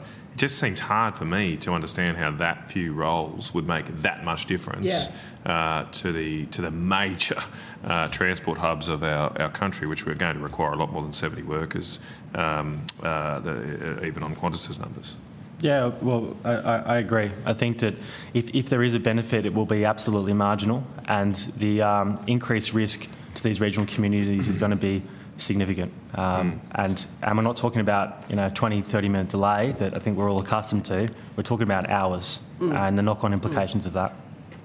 It's very frustrating when that flight from Sydney doesn't arrive. Senator Mackenzie, first opportunity to open the voting. Thank you, Mr Lynch, for your testimony. So I just want to be really clear. The TWU has not seen the rationale or the metrics from Qantas to justify the decision of these base closures. The position that we got from Qantas, and again, I don't want to. It's probably for them to make their arguments more than me. But no, I'm interested in what you got from Qantas. The rationale that we received from Qantas was that this would reduce their delays coming out of these major hubs. And again, as I've already said, I question the impact that this is really going to have in reducing those delays. But so the consultations you will have had with Qantas isn't just a phone call. You would have had to sit down, your negotiating teams would have had to sit down, go through whether you went to war or not, went to the mattresses or not. So I'm actually asking, have you seen the data that would back up? Has the TWU got the metrics, got the data from Qantas that justifies the claims they're making about what's going to occur to these workers? Yeah, thanks, Senator. So we first heard from Qantas on the 10th of September, and the decision was made or announced on the 1st of October, and the impression that we got was that the consultation was never genuine. We don't have any detailed explanation. They have given an explanation that they tried to summarise, but nothing more substantively detailed than that. So between the 10th of September and the 1st of October, how many meetings did the TWU have with Qantas? 3 meetings, I'm told. I was a part of one of them, but three meetings in total. Yep. Okay, and we've heard from some of the affected parties. And I think it's fair to say the difference in shifting from particularly small regional centres like Mildura to large capitals, the differential in housing costs, etc. Did the TWU attempt to negotiate assistance for these workers in excess of the assistance to help move chattels between, the two homes? Yeah, Senator, we did, and we continued to represent. So what did you ask for? What did you ask Qantas for? Well, it's almost a case-by-case basis because some workers are impacted differently to others and have different preferences in what they... I'm happy in the Mildura case for you to go through specifics. Well, unfortunately for the Mildura case, we don't have any members at that base. What I can say, though, is that the TWU's position from the beginning and remains that this decision should be reversed. Now, as you'd expect, we live in the real world and have to have these discussions with companies in the alternative, but our position remains that we think that this decision can be and should be reversed. Did you raise the issue of redundancies being an option? Yes, and I understand that that's been rejected from the company and that remains their position, as I understand it. Yeah. Okay. Thank you. And I'd just like to let Qantas know that I'll be asking those questions, so I would like to see the rationale that the closure of these bases will actually materially address the cancellations and delays, not just in words. I would like to see the data. Thank you. Thanks, Senator. Thanks, Senator Mackenzie. Senator Sterle. Yes, thanks, Chair. I'd just like to make a declaration that I am a 46-year member of the TWU. I'm a life member, ex-organiser, ex-yard delegate. I've been on I can't tell you how many industrial actions with Qantas over the years as an organiser and as a senator.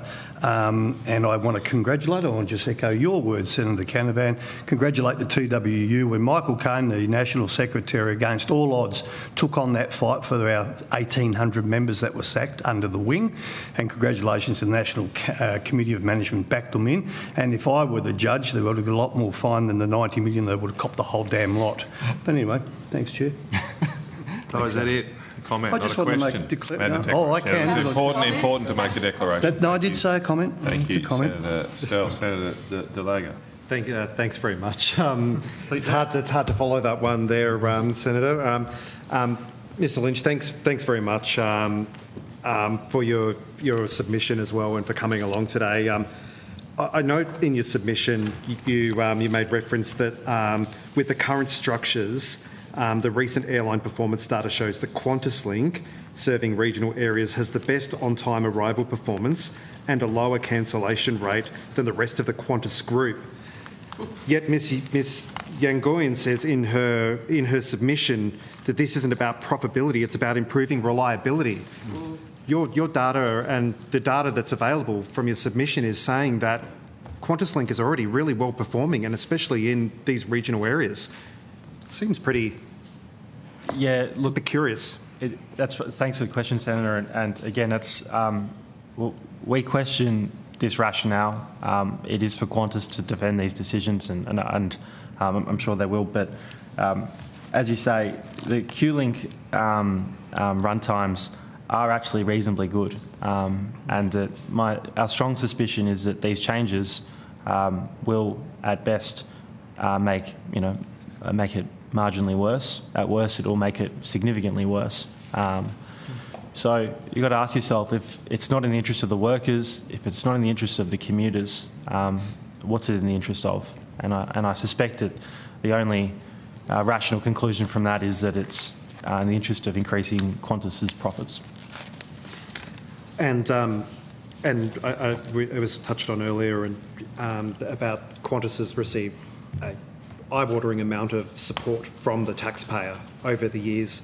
What sort of social licence do you believe that they have to regional communities, in particular Hobart, Mildura, Canberra, to service these areas? Yeah, that's right. I think that they do have a social obligation to be in these communities. You walk through Sydney Airport and Qantas QLink are proudly talking about how they employ regional workers. Again, the spirit of Australia is something that they say a lot, but unfortunately haven't lived up to as much as they should have. And so I think that, we are seeing Qantas failing to meet the expectations of the communities, particularly in these regional areas. But also, I make a brief comment, Senator, on I think that this does, as much as we are frustrated with Qantas's position here, this does reflect a crisis that the industry finds itself in.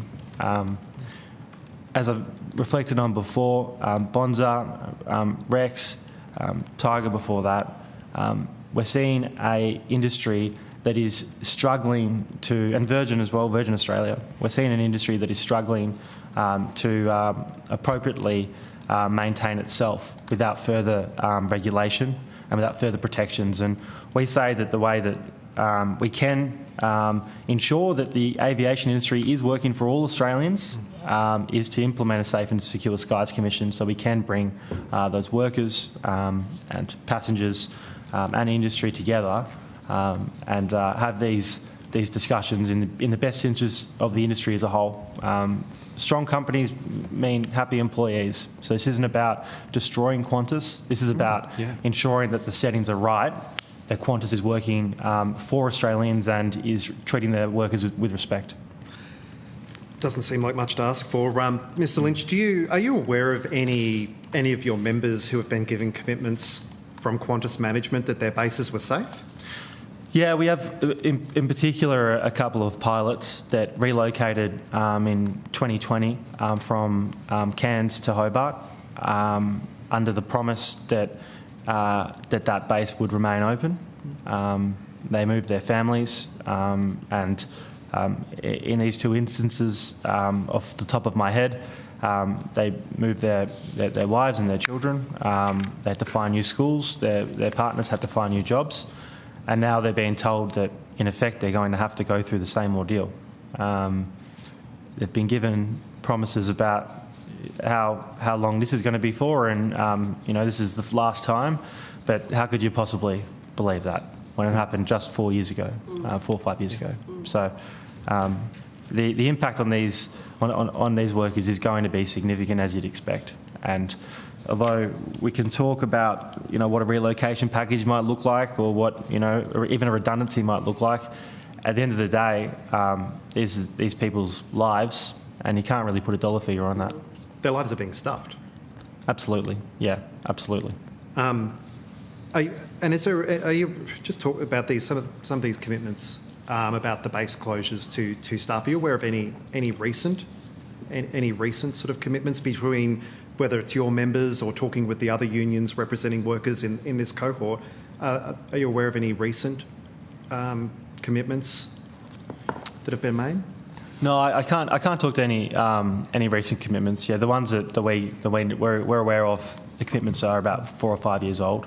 But again, they were acted on in good faith, and now they're being told to move again. Who do you believe made the decision to close these bases? It's a question for Qantas, but I would expect that a decision this significant would be made by the senior leadership of Qantas. And the board? Would the board have been informed? I would have expected, Yeah. but I have no direct knowledge of it.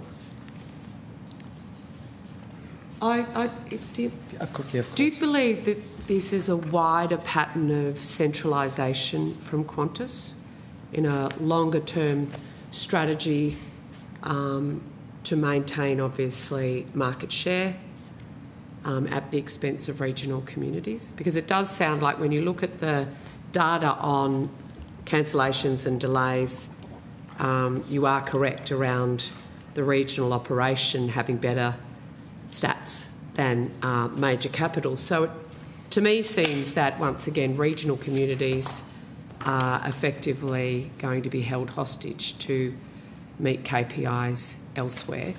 Can you just talk through whether you see this as a broader pattern of behaviour and strategic intent from Qantas?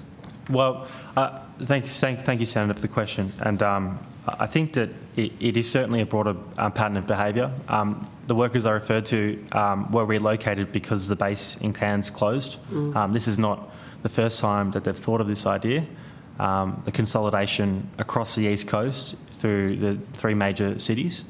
And I think that it also needs to be considered in the decisions that Qantas have made over the last 20 years. 15, 20 years ago, you worked for Qantas, you worked for one company. Now you work for one of 32, I believe it is, subsidiaries. This is a company that has made turning a profit into an art form. And again, we're not here to argue that Qantas shouldn't be profitable, but we are here to say that with the spirit of Australia and the Australian flag that they proudly fly on their planes comes with a broader obligation. So I think, Senator, absolutely, this is part of a broader pattern of behaviour of squeezing every last cent out of their workers and out of their passengers. And unfortunately, we're seeing that it's going to be regional commuters that are going to really pay the price for that. So we heard some evidence earlier this morning around different state governments subsidising and supporting regional airlines or airlines flying into regional airports. Is that something the TWU would support in Victoria? Look, it could be a solution, but I suspect it's probably just a band-aid solution. And I think it works quite effectively in WA and I can't remember the other place. Queensland with Virgin. Yeah. Yep. So is that something that should go national? It could be something that this committee could look at, but again, what I would say is that to get outcomes, what is going to be more effective is the Safe and Secure Skies Commission, where we can have a genuine body of stakeholders. That's my next question. So the commission you mentioned, how much would that cost? I don't know how much it would cost, but I wouldn't have thought that much. We already have it. We don't know how, there's no budget submission that's gone in on setting this up? Well, how it would operate is similar to the Road Transport Committee that currently already operates as a subcommittee of the Fair Work Commission. You would have the time of the commissioners that would have to chair the meeting, but ultimately it's the Transport Workers Union and other bodies that are going to appear there free of charge. And is that funded by the Fair Work Commission, or does industry and the unions fund that? That's funded by the Fair Work Commission, but the cost of that is negligible compared to the many millions you'd have to put into keeping these companies afloat or making decisions in the interest of the community. And is it still the TWU's view that we nationalise REX? Well, it's. I think that what the TW wants to see from REX... It's a simple yes or no, Mr Lynch. No, because sorry, Senator, I accept the question, and I think that what we need to see from REX is a company that is operating and servicing the regional communities in particular. Well, I would argue what we need is regional communities to be serviced by an aviation industry that offers affordable, safe flights that are reliable. How that happens is another question, which is why I asked if you still want REX to be government owned. Only in the event that a private... so it's a yes. Well, we want to see REX succeed, and we want all options to be explored in order to achieve that. And hopefully, it doesn't come to government ownership of the airline. Hopefully, we can do it with private equity. And a lot of taxpayers. Thanks, I'll go back to Senator Delago. There was an interruption there, but I'll give you enough time. Senator Delago, over to you. That's okay, Senator. Ms Lynch, just finally, and you would know this, spending quite a bit of time in Tasmania yourself, that we don't have the same transport alternatives as, that are on the Big Island. Business, health, some people to get to work. We rely on the airways to be able to do this, to do our business. Do you think that there's a risk for Tasmanian customers and passengers that this base closure will impact on services in Tasmania? I'd say absolutely. Yeah, absolutely. We see Tasmania in particular has a heavy reliance on the tourism industry, and further cancellations of flights or flight insecurity is of course going to have an impact on tourism. Likewise, the health implications in a smaller state like Tasmania that does rely on flying in healthcare workers, for example. This isn't just a matter of making people like myself that flies to Tasmania regularly slightly inconvenienced. This could have much broader societal implications if we do see those run times and those cancellation risks increase to Tasmania. So it's absolutely going to have broader implications if our worst fears are realised and these run times go through the floor. And in your experience, or in your union's experience, whenever there's a base closure, like say you spoke about Cairns in the past, have you noticed differences in services to the community since that time? To be fair, Senator, we haven't looked into it, and it is a good question. It's something we should take a look at. But you would surely expect that yes, that would have to happen. But to be fair, we haven't looked into that in the case of Cairns. Thank you. My Tasmanian colleague has got some questions, I'm sure. So. Thank you, Senator Lake. Senator Whish-Wilson. Thanks, Chair. Mr Lynch, it was interesting you mentioned the Cairns closure, and we know that you mentioned that some pilots relocated to Hobart following that. Seems very unfair that they weren't alerted that there was potential closure around the corner, having just moved their lives to another town to then be in this situation. Was the Cairns closure do you know if that was part of like an assessment by Qantas into restructuring their regional bases? Because we've obviously heard there was a process they went through.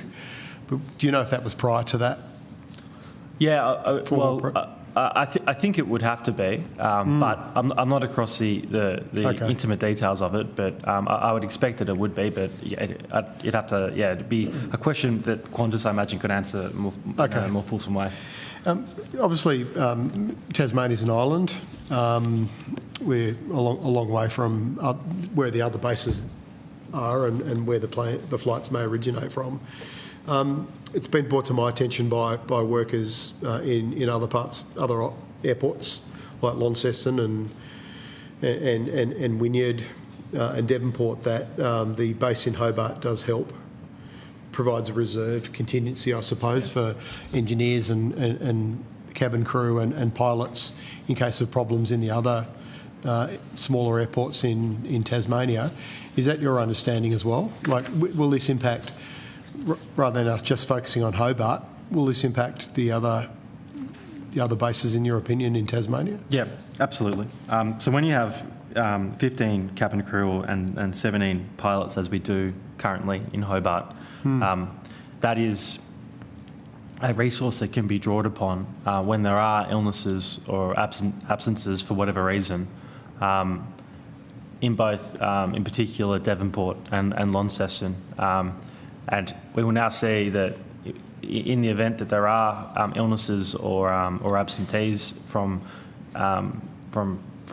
employees that have been overnighted the previous day, the delays, and I can't understate this, the delays will be enormous because the flight can't leave unless it's got a full crew.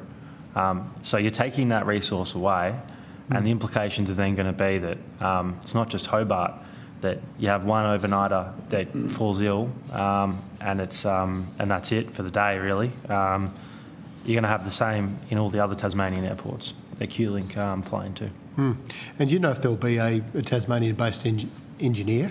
I don't have that detail, only because we don't represent those workers. Yeah, okay. Well, I was just wondering if maybe Jetstar, if there might be some kind of issue, cooperation there with Jetstar with providing those services. But if you knew about that, you could perhaps take that on notice. Happy to take it on notice. If you know anything. I think Qantas have claimed that pilots and cabin crew don't tend to get sick on overnights at outports. I have a bit of an issue with Hobart being capital city of my state being called an outport. It's not a major port, but I think there's obviously legal definitions around that with CASA and regulations. Are you aware from your members whether there's been problems with let's call it resilience or reliability with the sickness of crew in Tasmania more than anywhere else? Or yeah, thanks, Senator. We've heard that it's something that happens. I wouldn't say frequently, but it does happen.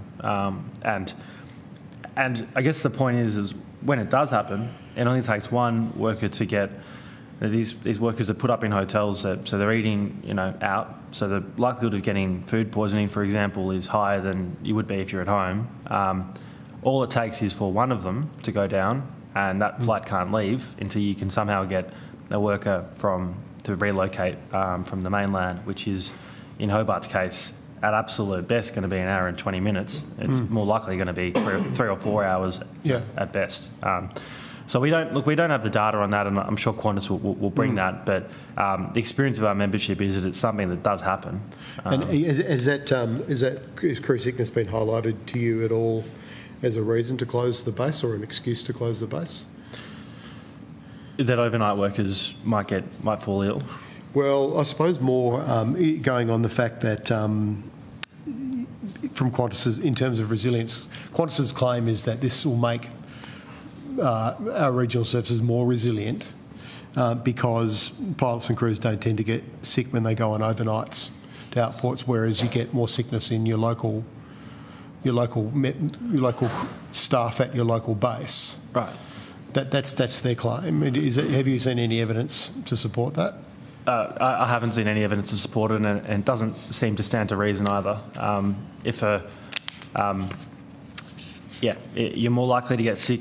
You would have thought away from your home and away from your family, away from being able to cook your own meal. So I haven't seen any data on it, and to be fair, I don't have any data to the contrary, but it certainly doesn't make a great deal of sense to me.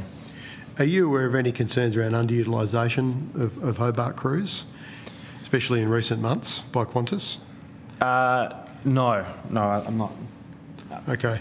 So I understand that pilot and cabin crews have been on long periods of reserve in Hobart for several months, well, even though they've been willing and available to work, while, several crews from other bases overnight in Hobart. And have you heard anything along those lines?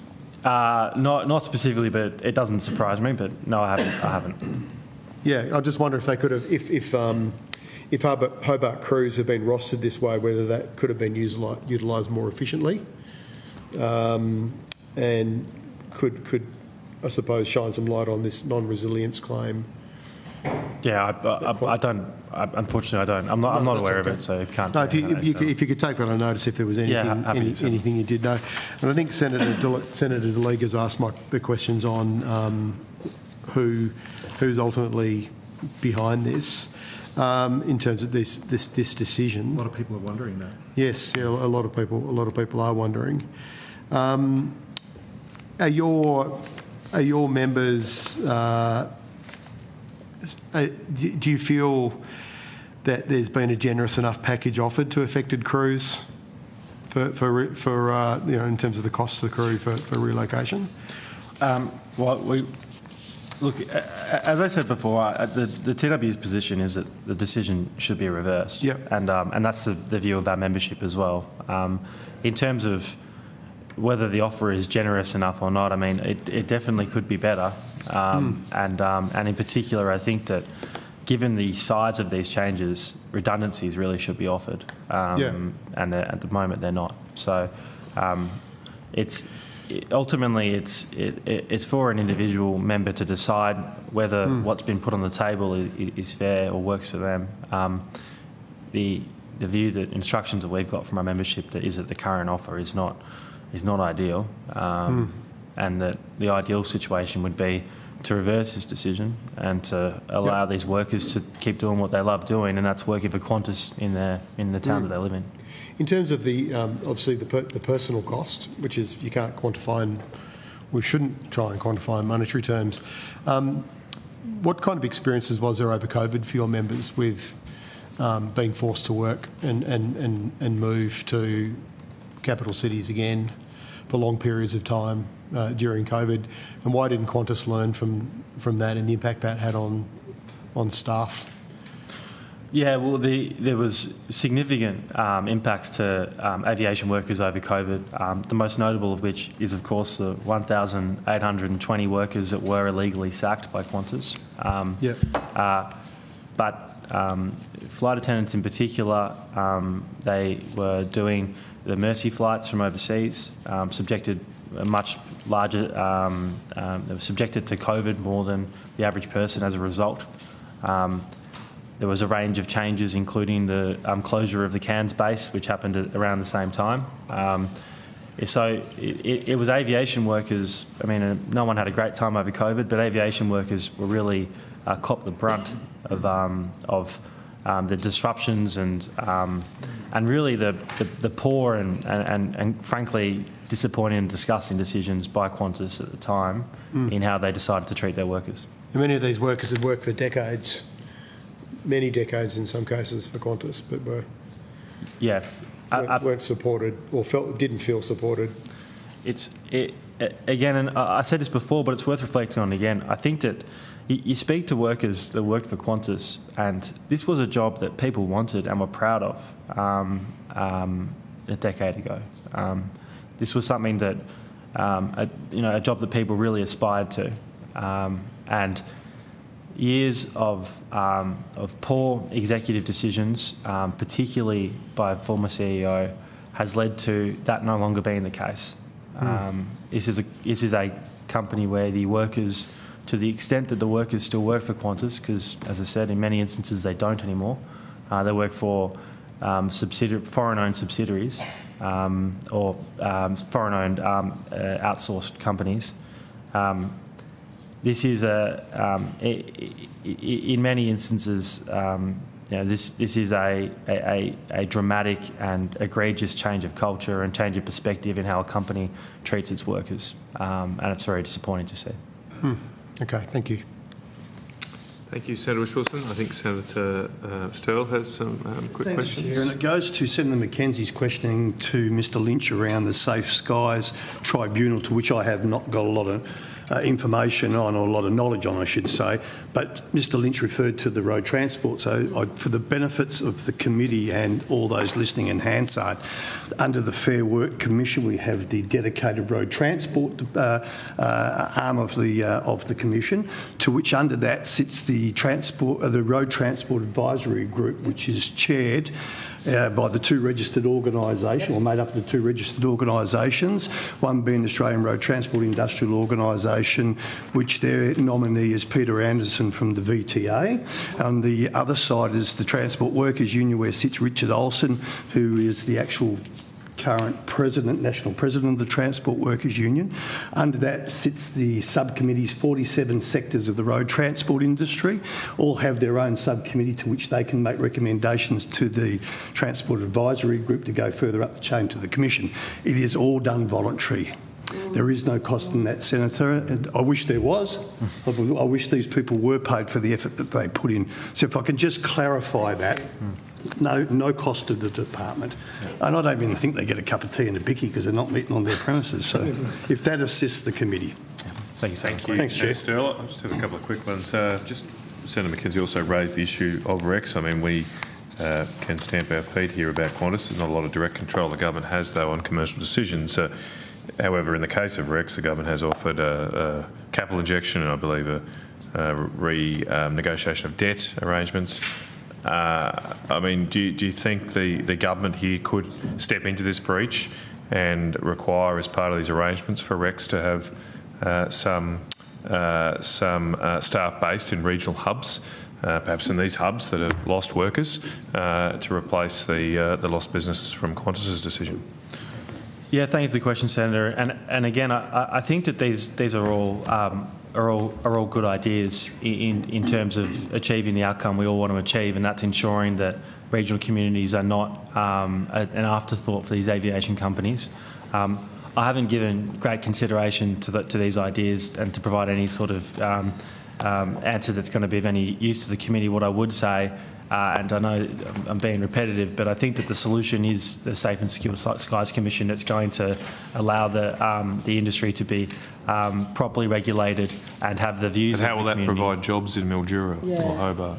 Well, it would mean that any significant change, for example, so in the example of Q-Link, it would need to consult with the Safe and Secure Skies Committee, which would mean that... To what end? Well, they would also be able to make minimum standard orders and would potentially be able to prevent these changes. But with all due respect, Mr Lynch, and I haven't heard of the Safe Skies Committee myself. I don't have much knowledge of it, just like Senator Sterle. But to date, and I'm open-minded to it, but it seems to me you're using the loss of jobs in these regional locations to push a barrow that you already want to anyway. I don't actually see much of a link of how that commission is going to help Mildura or Hobart or Canberra here. Yeah, so Safe and Secure Skies Commission would be able to set minimum standards and minimum and make a range of orders that would require or could require, for example, regional workers to remain within a city. So I think that it would solve this problem, or at least prevent this problem from happening again in the future. As to the implications on Rex, again, I haven't given it a great deal of thought, so I'm not sure I can provide a thoughtful... Absolutely, Senator, happy to. Okay, thank you. And look, just finally from me, I mean, one of the issues we've got here, I think, is the shocking lack of competition in our airline sector. Amen. The concentration levels on our major routes would be defined as a serious lack of competition under US trade law. Has the TLU ever given consideration to the idea that with the failing of Rex, Bonza, do we have to look at divestiture here in some of these companies? I mean, why is Jetstar allowed to operate with Qantas? Why don't we get serious about competition law in this country, get serious about some of the shocking behaviour we've seen from Qantas. As I say, I congratulate you for calling into account. But wouldn't the answer here to have more competition and finally adopt some divestiture powers here in this country, like there are in the US, like there are in most European countries, so that we can generate proper competition in airline services in Australia? Yeah, Senator, look, at risk of frustrating the committee, we believe the solution to that problem is the Safe and Secure Skies Commission. However, I will take your question on notice. No, talking point. Sounds like more union jobs, Thank though. you. All right, okay. I think competition would be even more better, but maybe you could consider my humble suggestion. Thank you, Mr. Lynch. You did take one question notice there in the end. We've asked for those to be back on. By Friday the 5th of December, if that's possible. Great. Thank you. Thank you. Thank you very much for that and your evidence today. I hope you have a great weekend. I will now call representatives from the Airlines for Australia and New Zealand to come to the table. They're right there, so we'll keep moving. Competitive prices. Yeah, no. No.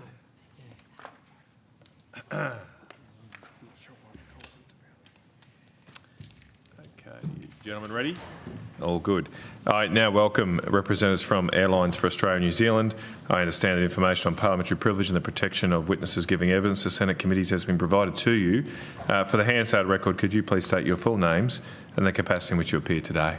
Yes, Professor Graham Samuel, and I come as Chair of Airlines for Australia and New Zealand, which represents Rex, Qantas, Virgin and Air New Zealand. Okay, and Mr Beckett? Stephen Beckett, CEO of Airlines for Australia and New Zealand. Thank you very much. You have the opportunity to make a short opening statement if you wish to. Would you like to take that up? Thanks, Chair. Look, I will do so. And of course, Qantas will be able to give his own specific evidence, and I'm aware that a lot of the discussion already taken place this morning relates to the Qantas moves in respect to its bases. This is not foreign to me, as I think some of the senators around the table will be aware. I spent 16 years dealing with competition policy, and particularly the 8 years of national competition policy from 1995 through to 2004. And right through that, one of the most sensitive areas was the impact on regional and rural Australia in terms of competition policy. It was there almost every day, and we had to deal with that issue. The issue was this. There is a fundamental requirement, and it's not just a governmental or a policy requirement, but it's a fundamental demographic and social requirement that we provide services to rural and regional Australia. That's recognised. It's also recognised that those services will not be, in many cases, economically viable and need to have some support in one form or another. Well, how do we do it? Well, there's, in the context, and I'll deal now with airlines and how we deal there, in the context of airlines, well, one of the ways is just to increase flight charges. And flight charges are all very well, but of course that impacts upon those that are paying, particularly if the flight charges are going to be in terms of regional services. That doesn't seem to be terribly fair. Alternatively, you can do a cross-subsidy, and that could be by increasing flight charges in terms of what I call the urban domestic flights.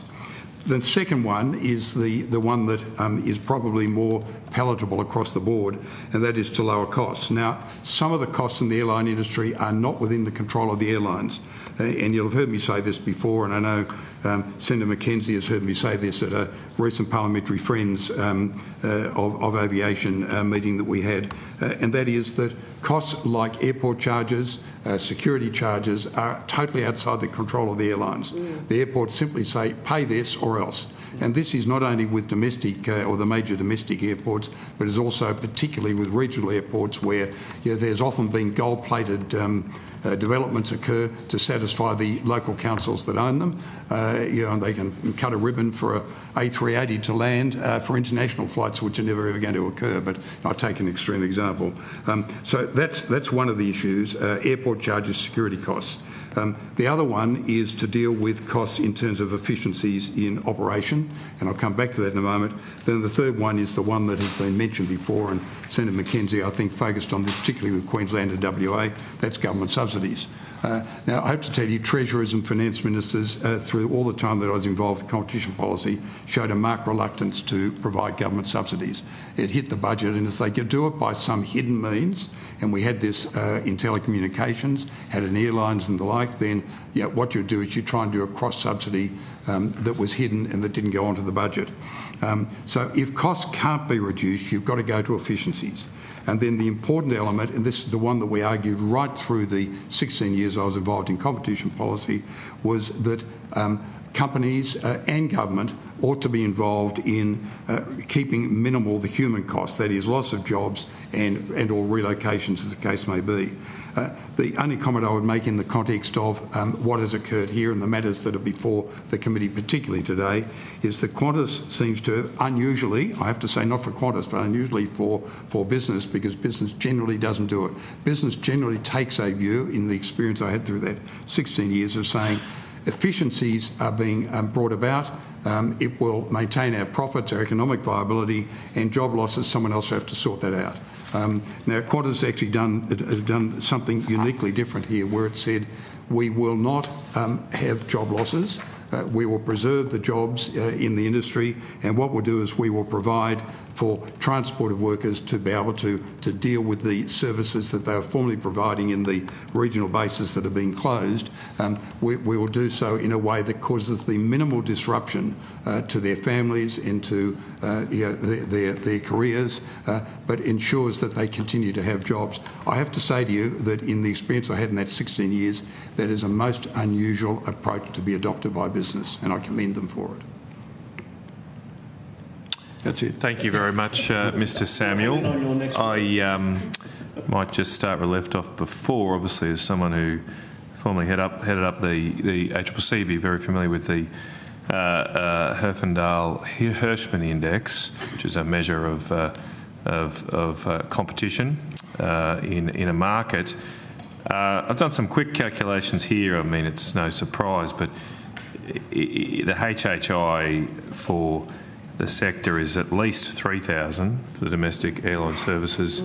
That's treating Jetstar as a separate entity, but if you treat them as part of the Qantas group, you actually get to a figure of 5,350. Now, typically, my understanding is that any measure over 2,500 is generally considered a highly concentrated market and would under US trade law, see significant amount of oversight. We've now had, of course, Rex go into administration. I'm including Rex in those considerations, but Bonza go out of business. I asked before about divestiture laws, but I mean, you've got the competition hat. This is a bit of a problem, I would say, for our country, this lack of competition. How do you think we can get more competition in airline services in Australia? Well, Senator or Chair, if I can first take the issue of HHIs and CR4s. And I had to appear before a committee. I'm not sure if you were in that committee. It was a joint committee of the Senate and the House of Representatives. And I took to task one or two of those that were present, in particular, who is now, I think, the Assistant Minister for Competition, Andrew Lee, on the use of these HHIs and CR4s. Yeah, of course, they're only a guide. But are you suggesting that somehow the market share concentrations in Australia are a sign of a competitive market? Well, the problem, I think, is... I mean, you can use whatever measure you like, but we've got a shocking situation for lack of competition. Well, bear with me, if I might, Chair, and I'll give an answer to the question you've raised. And that is that those concentration ratios, while they're a guide, they have been, in terms of competition experts and competition economists, they have gone out of fashion about 2 decades ago. And certainly when I was chair of the ACCC, I never, ever took much notice of them. Well, if you haven't noticed, I'm a pretty unfashionable guy, Mr. Samuel, so I don't really care if they've gone out of fashion or not. I care about how much Australians are paying for airfares, which is clearly some of the highest in the world. It's clearly because of the lack of competition we have. Bear with me, Chairman, so I can sort of conclude, because you've asked a question, I'll give you the answer.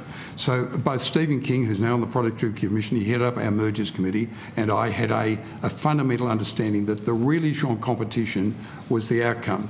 And I had a very simple test, and that is, will a merger or will a structure in a particular industry lead to a greater capacity to raise prices or a greater capacity to lower services? Now, you'll say that we have limited competition in Australia. The problem is that when you compare us with the United States, you're comparing a population of 27, maybe 28 million with a population of 350 million. We're probably better to be compared with California as a state in terms of population, but we have a vast continent and the geographic reach of the continent actually, it has various impacts on competition and the viability of a number of players in the industry. Now, there are some who still believe that 3 is better than 2, 4 is better than 3 and the like. I take a view, and Stephen King, my former colleague on the ACCC, take a view that what we've got to look at is the dynamics of competition, and the dynamics say this: if the country and the industry can afford 3 competitors that will be viable, terrific, we ought to have it. 4 competitors, we ought to have it. But in fact, history has shown over and over again over recent decades, it just doesn't work. But that's because of the anti-competitive behaviour of your airlines. It clearly is. I mean, when Rex tried to go into City of Melbourne, it was very clear that your airlines lowered prices at the exact times that Rex was operating. And they had limited aircraft, and they clearly engaged in predatory behaviour. Now, you mentioned we shouldn't compare to the US. I'm not going to compare us to the US. If you look at the OECD Airfare Price Index, we consistently rank in the top 5 in the world, in the developed world, for the cost of airline travel on a per kilometre basis. Now, given you represent the airlines, is that evidence wrong? Or do we pay some of the highest airline prices per kilometre in the world? Well, in fact, if you look at exactly the same statistics, you'll find that we actually pay the highest airport charges in the world. Is that the reason? Well, that's one of the big reasons. Okay. But I'm just going back to my question. Are we paying in the top 5 in the world for airline services per kilometre? I haven't got or maybe you could take that on notice for me. I'll take that on notice. But let me also say that one of the reasons for that is the very significant airport charges that are paid and the security charges that are paid. So that's important. Now, let me go back to Rex, because Rex, I know, and as you recall, the former deputy chair and then chair of Rex was John Sharp, and well familiar to yourself and to Senator McKenzie. The best overseer of competition in terms of competitive complaints against Qantas and Virgin was John Sharp. And I can tell you that almost every week he would put in a complaint to the ACCC about Qantas's behaviour. Not once over a period of 18 months did the ACCC form a view that the complaints that were raised by John Sharp had any validity. So, well, I think the ACCC has hopelessly failed here, because clearly if we've got some of the highest prices in the world, something is shocking. I mean, I suppose if you're not contesting the evidence, so what is your suggestion? Is your suggestion that if we just lower airport charges, that would take us into the average of costs? I mean, have you done any work on this? Because I mean, I'm sick and tired of paying these prices. I live in a regional location. The cost of travelling now from Rockhampton to Brisbane is just through the roof, and it hurts our businesses, it hurts families. When people have emergencies, they've got to pay through the roof, and Qantas and Virgin are all taking us for a ride, and it's got to stop. Well, with respect, Chair, I think that you are probably not acknowledging the fierce competition that exists between Qantas and Virgin, particularly as Virgin has been restructured. With significant support behind it, and it is no longer a company in administration. It's a company that's now operating with a focus on both its strategy and its costs. Now, I don't know about you, but I make many of my own bookings, and I know that I can look at any particular point of the day and compare the costs, particularly if you go into some of the travel groups, like Webjet and the like. I can compare the costs, and the costs can vary very significantly at any point of time. So all I can say to you, Chair, is that if you're concerned about the cost, have a look at the competition. It is there, it's vigorous, but you don't need 3 or 4 or 5 airlines to have competition. 2 vigorous competitors can be highly competitive and can get the cost down. I want to go back to Rex very quickly, because you complained about the fact, or you mentioned that Rex went into administration because of some activities on the part of, I think, Qantas and Virgin, as you I don't want to verbally, but I think that was a suggestion. No, with respect, with respect, sir, that was not the case. Rex went into administration for 3 or 4 reasons. The first was that it had dysfunctionality around its board, and it couldn't agree on a strategy. The second was that it started to go into domestic routes, the main triangle of Brisbane, Sydney, the Golden Triangle, yeah. But the problem was they didn't market it. No one actually knew that they were there. And then the third problem was, and that was part of the dysfunctionality around the board, is that the marketing was not agreed to by the then chair before John Sharp assumed that role. And then the third problem was that they had set their schedules at times that didn't actually suit the major customer base. Now, for those that use Rex, it was a very, very adequate and satisfactory travel partner, party to use.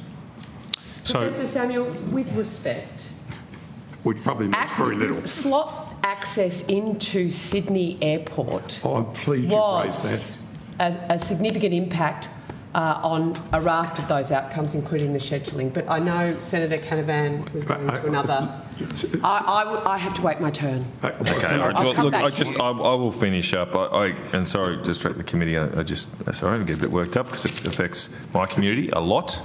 And I just wanted to clarify. I wanted to clarify that what I put to you was what's been put to me, that at the specific times that Rex would operate, on the Sydney-Melbourne route in particular, that Virgin or Qantas would massively discount their fares just at those times. And because Rex didn't have a significant fleet of aircraft, they had little flexibility to respond.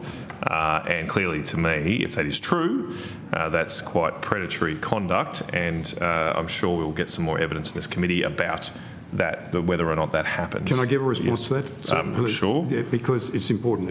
If the impact of Rex was to cause Qantas and Virgin to discount their fares, that's good. That's really good. It's not good if it's below cost. No, sorry, it is good. It is good if the result is that there is competition between three parties. There's not now. Now they can put it back up. That's the whole point of predatory behaviour. Rex went into administration. Rex went into administration. I'm happy to deal with the slot issue if you'd like me to, because I watch. I will wait my turn. All right, okay. There are very we might rotate because I took up way too much time. I'm sorry. I apologise to the committee. We were going so well, but Senator, I'll shut up now. Senator Wilson. It's certainly very interesting, and I would be interested in feedback between the trade-off for costs of fares versus reliability and service as well, because when we looked at getting potential penalties in place, like we see in other countries for delays or cancellations, the airlines shot back pretty quickly and said, if you do that, prices are going to go up. Well, they probably also raised the issue of air services, and which the government, and whether the government was going to compensate for losses. Yeah. We had a recent situation, I think it was in Brisbane, of cancellation of how many flights? More than 10. More than 10 flights. Yeah. Because air services closed down a runway. We have constant delays occurring in Sydney. I get it. Like you, I travel every week, so I'm very familiar with the different. And also, I think Senator Stell's asking about the issue with the slots, whether that's been solved. But maybe we'll come back to that, because I've got some questions about your submission in relation to the... I can't get someone to ask me a question about the slots. I'd love to give an answer. We'll come back to that in a second. I just want to get through this. So you make... No.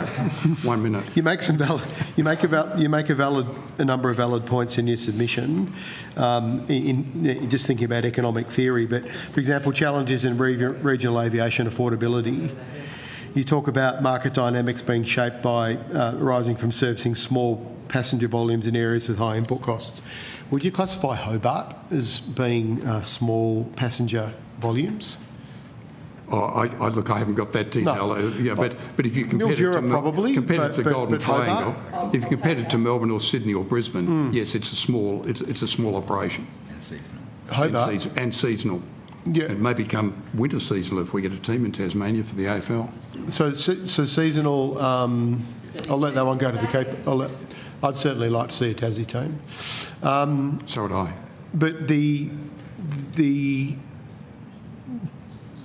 think that's the reason? Well, actually, let me be more specific. Airport charges. You make a valid point that comes up time and time again.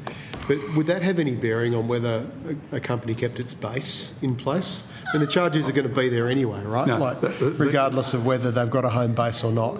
Senator, we got drawn into this issue through some questions that the chair asked me. I understand. So if we're going back to the issue of services and bases, I think that they're different issues. And I think as I read it and as I understand it, what Qantas has done here is to say, we've got to bring out efficiencies in terms of the way that we service the flights. that are coming in and out of certain, well, I'll call them regional airports. Hobart probably wouldn't want to be described as that. And so the efficiencies are achieved by relocating the bases, but ensuring that the workers are able to travel and not lose jobs. But it's a different issue, the airport charges. But the point you make it's probably a very valid point about the airport charges being a significant part of the airline, and it is actually a very valid point. But it doesn't have any bearing on this argument about whether we have a home base or not, though, does it? No, I don't think so. Okay, great. You talk about recruitment and retention of skilled labour is an area too. I don't think that would also apply to a base like Hobart or Canberra. They're not. I wouldn't have that detail. I'm sorry. Okay. And also the Qantas-based review alignment with global practice and consumer benefits. You say the key benefits include. We say the primary objective of consolidating crew bases is to ensure aircraft and crew are positioned to deliver reliable schedules and meet passenger needs. Key benefits include optimised schedules and on-time performance, faster response to disruptions, operational resilience. We've received evidence so far that it's the opposite case, that they're closing the base in places like Hobart and Canberra and Mildura would have the opposite effect. You'd have to address those questions to Qantas, Senator. I'm sorry, that's getting into detail that's beyond what... I'm here to talk about the more general issues that impact upon airlines across the board. Yeah, okay, but you do, just to be fair, Professor, you do have a section in your submission which says benefits of base consolidation for consumers. So focusing on consumers, and you do say this is happening all around the world. You've made 3 points there about how it's basically good for consumers, but we're hearing this is going to cause more problems for consumers. Having the reserve capacity removed from a place like Tasmania, where you don't have pilots or crew or engineers, it's going to cause more problems. Senator, so are you able to source that evidence that you're talking about? Yes. Well, we can get the Hansard. We can go through Hansard transcripts with you. It's what we've heard this morning. Yeah. Yeah. So, certainly, if you look at the... is it a modelling or is it anecdotal? The evidence from the Flight Attendants Association of Australia was very clear about that. Yeah. It's probably not the subject of modelling, is it? It's more anecdotal. Yeah, but let's talk about modelling. I'd certainly be keen for Qantas to provide their modelling on why they think this is going to increase resilience. Yep. Have you seen that modelling, Mr. Beckett? We haven't seen the modelling, but... So we're going to have a modelling war here? If you gave me modelling, I'm not sure I'd decipher it appropriately anyway. It is an expert area within aviation that does all of this modelling, the network design and redesign. I have worked at an airline. Yep. I've worked at an airport. Regularly, airlines are in conversations about where they base people. Where they start their day, where their planes and their people are, has a direct impact on their services. One of the key things here is we've got an aviation white paper at the moment that is dedicated to making sure that Australians get the service that they ask for, that the schedules are more resilient, that airlines fly on time that they say they should, and Qantas is actually doing one of those things to make sure that it is a resilient airline and it is responding better, as airlines do around the world, as aeromedical providers owned by governments do. So air service, if you're the Royal Flying Doctors or you regularly work out where population movements are and where to base your appliances, as does the Department of Defence. Mr. Beckett, I respect you've worked for an airline and for an airport, but we've heard from people who represent hundreds of thousands of workers, and that's the feedback we're getting from people who, like yourself, have experience in the airlines, and it's very different to what's provided in your submission. I'm just making that point. Yeah. One of the important things, Senator, just because there were questions about services to Hobart, in September of this year, Qantas has launched new Perth to Hobart services, and Hobart to Newcastle is a new service that will be starting in December. So you're actually seeing at this time the airlines putting on more services into Hobart, which you were particularly interested in. I was. I'd like to see more into Launceston. to be honest. That's what I'm particularly interested in. But and Devonport as well. So I'll go to Senator Delegar. Thanks for that, and thanks for coming in today, Professor Samuels. In your submission, you note that when it comes to fares, that major cost drivers include labour, are frequently higher in regional areas. But some evidence that we've heard is that Qantas pays people lower in regional areas, and that they're not, because it's more expensive to operate. Do you think that workers should be paid less because they operate in regional areas? I don't think that's for us to get into, Senator. I think that's a question. Well, you're the union that represents Qantas as your member. Like, do you think that when you're citing labour costs as a factor, but Qantas seems to, through their structures, pay workers less in regional areas, do you think that that's appropriate? Well, the only experience I can give you, Senator, is going back in my own career to when I was involved in investment banking. And it was quite clear that, for example, if someone was to be located in Sydney, they would need extra remuneration to cover the higher cost of being in Sydney versus being in Melbourne or versus being in Brisbane. So I can only comment in the context of that, that comparison. But it's a reality of life that if you're going to be working in Sydney, cost of housing, cost of various services is far greater, and therefore higher remuneration is necessary to attract workers there. It's pretty bloody expensive to live in Hobart too, though, Professor. I haven't got those details. I'm sorry, Senator. Right, but so you don't really have an answer about paying people less in regional areas, or? Senator, perhaps I can ask. A lot of the inputs that go into the cost of an airfare, whether it be an airport charge or the like, when you talk to, say, Darwin Airport or other airports in other places, many of the justifications they have for the inputs that go into what they charge airlines and the charges they levy that consumers pay are based on particular skill sets are difficult to find in regional areas, and it requires them to pay more. Which is why they should be kept in regional areas. Exactly right. Yes, one team, one dream here. Thank you, Chair. Thank you, gents. I think we're going to get you back, Professor Samuel. I'm going to have a panel of former ACCC commissioners, because I think you will be very lonely amongst them on the question of divestiture powers.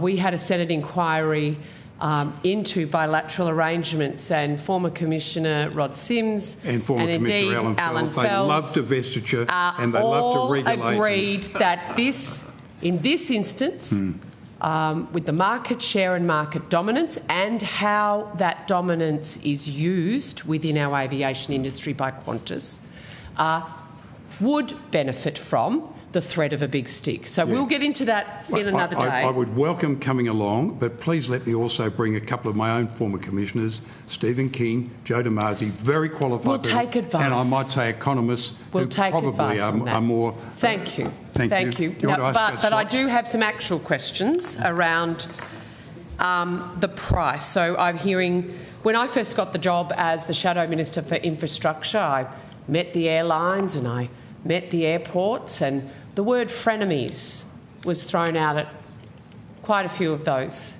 Frenemies.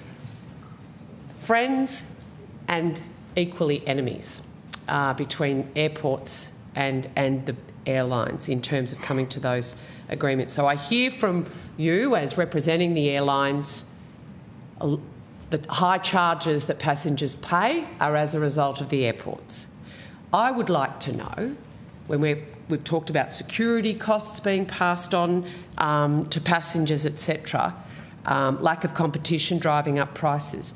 If jet fuel has dropped by 12% over the last 12 months, why hasn't that cost reduction been passed on to the Australian consumers through lower ticket prices?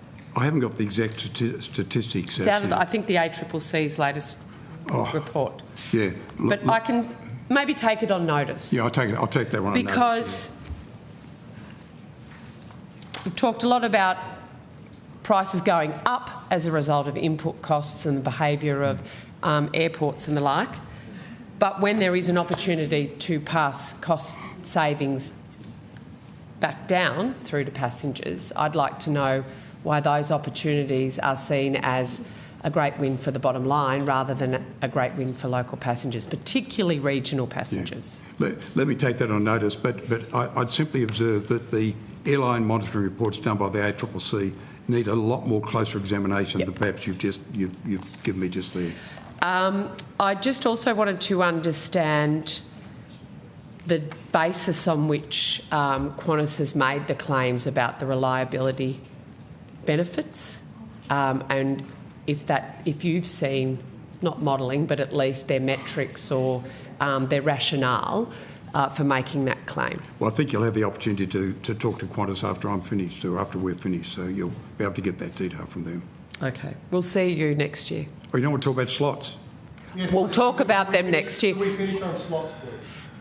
Well, I think we're going to have a whole day on slots. So, and I know I took up a lot of time, so if people are very insistent, I'm happy to be generous, I'm but keen. No. I did think we wanted to get stick to our to timetable. Qantas. So, all right, well, thank you very much. Thank you very much, Mr Samuel, Mr Beckett. You did take some questions on notice. We're asking for those back by And the we 5th will of see you December. again. Have a great weekend. We'll now break for lunch. If everyone's okay, we'll stick to the 12:30 thank you. resumption. So I suspend the committee.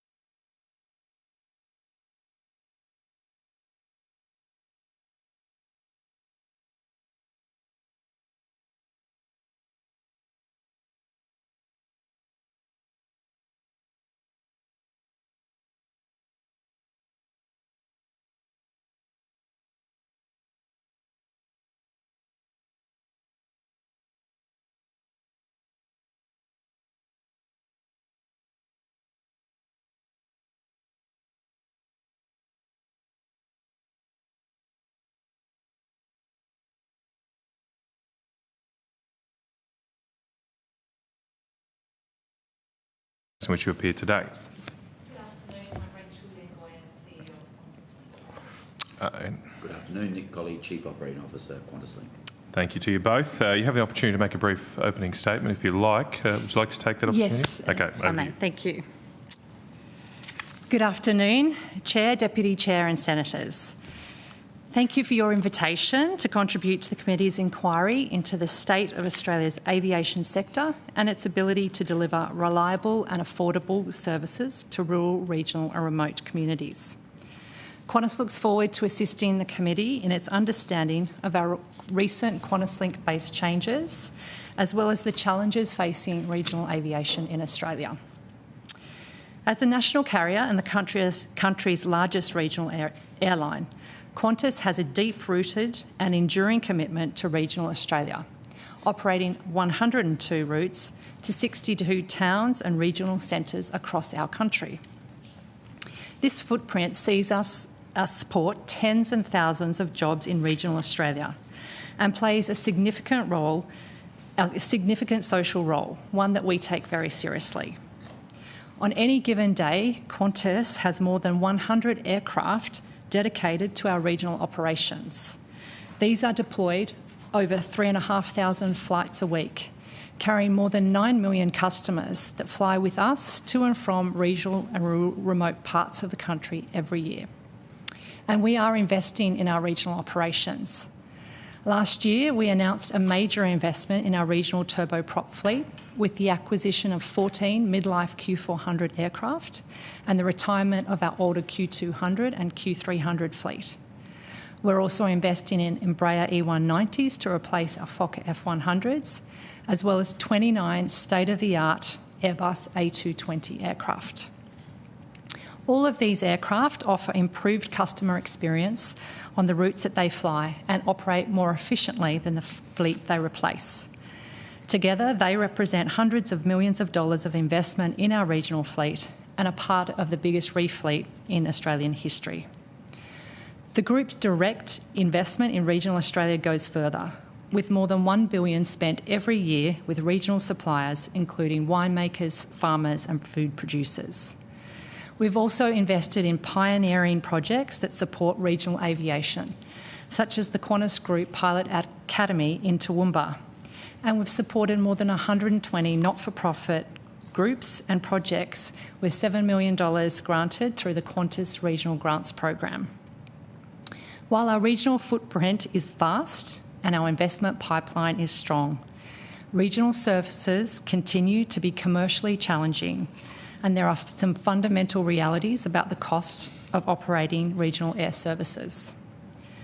The cost of regional operations on a per-seat basis is significantly higher than mainline domestic and international operations.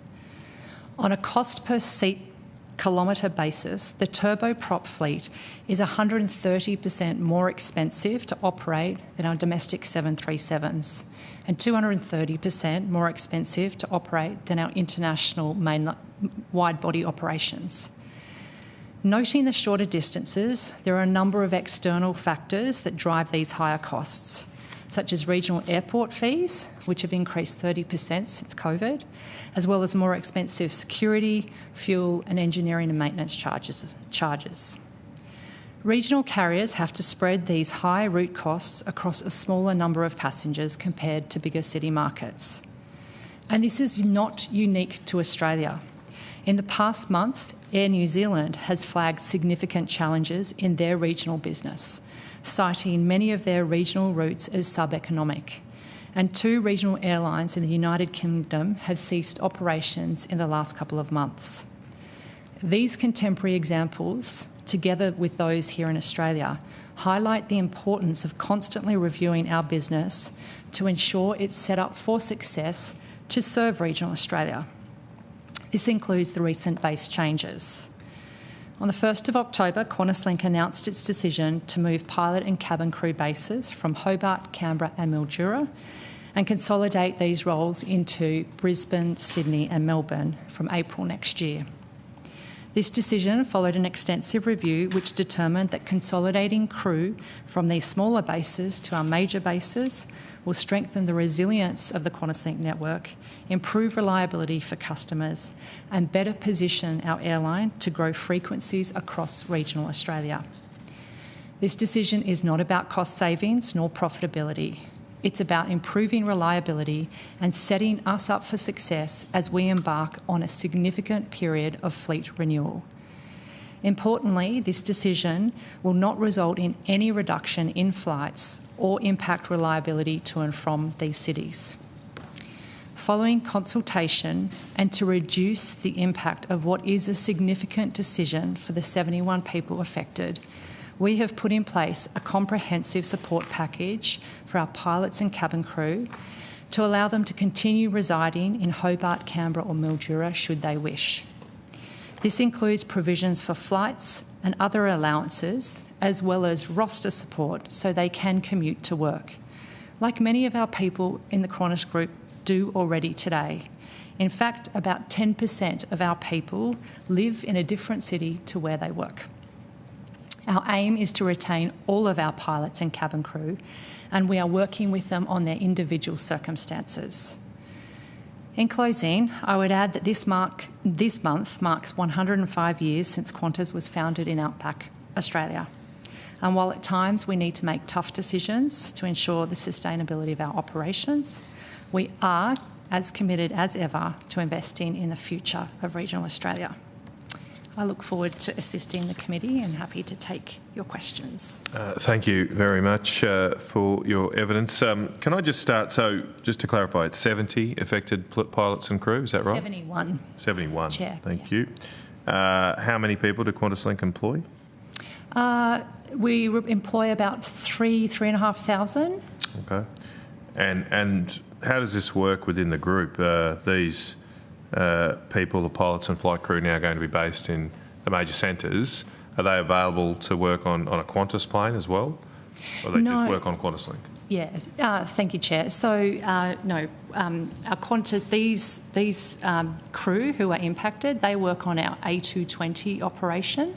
Most of those are working on the A220. 9 of them were working on our Q400 turboprop operation.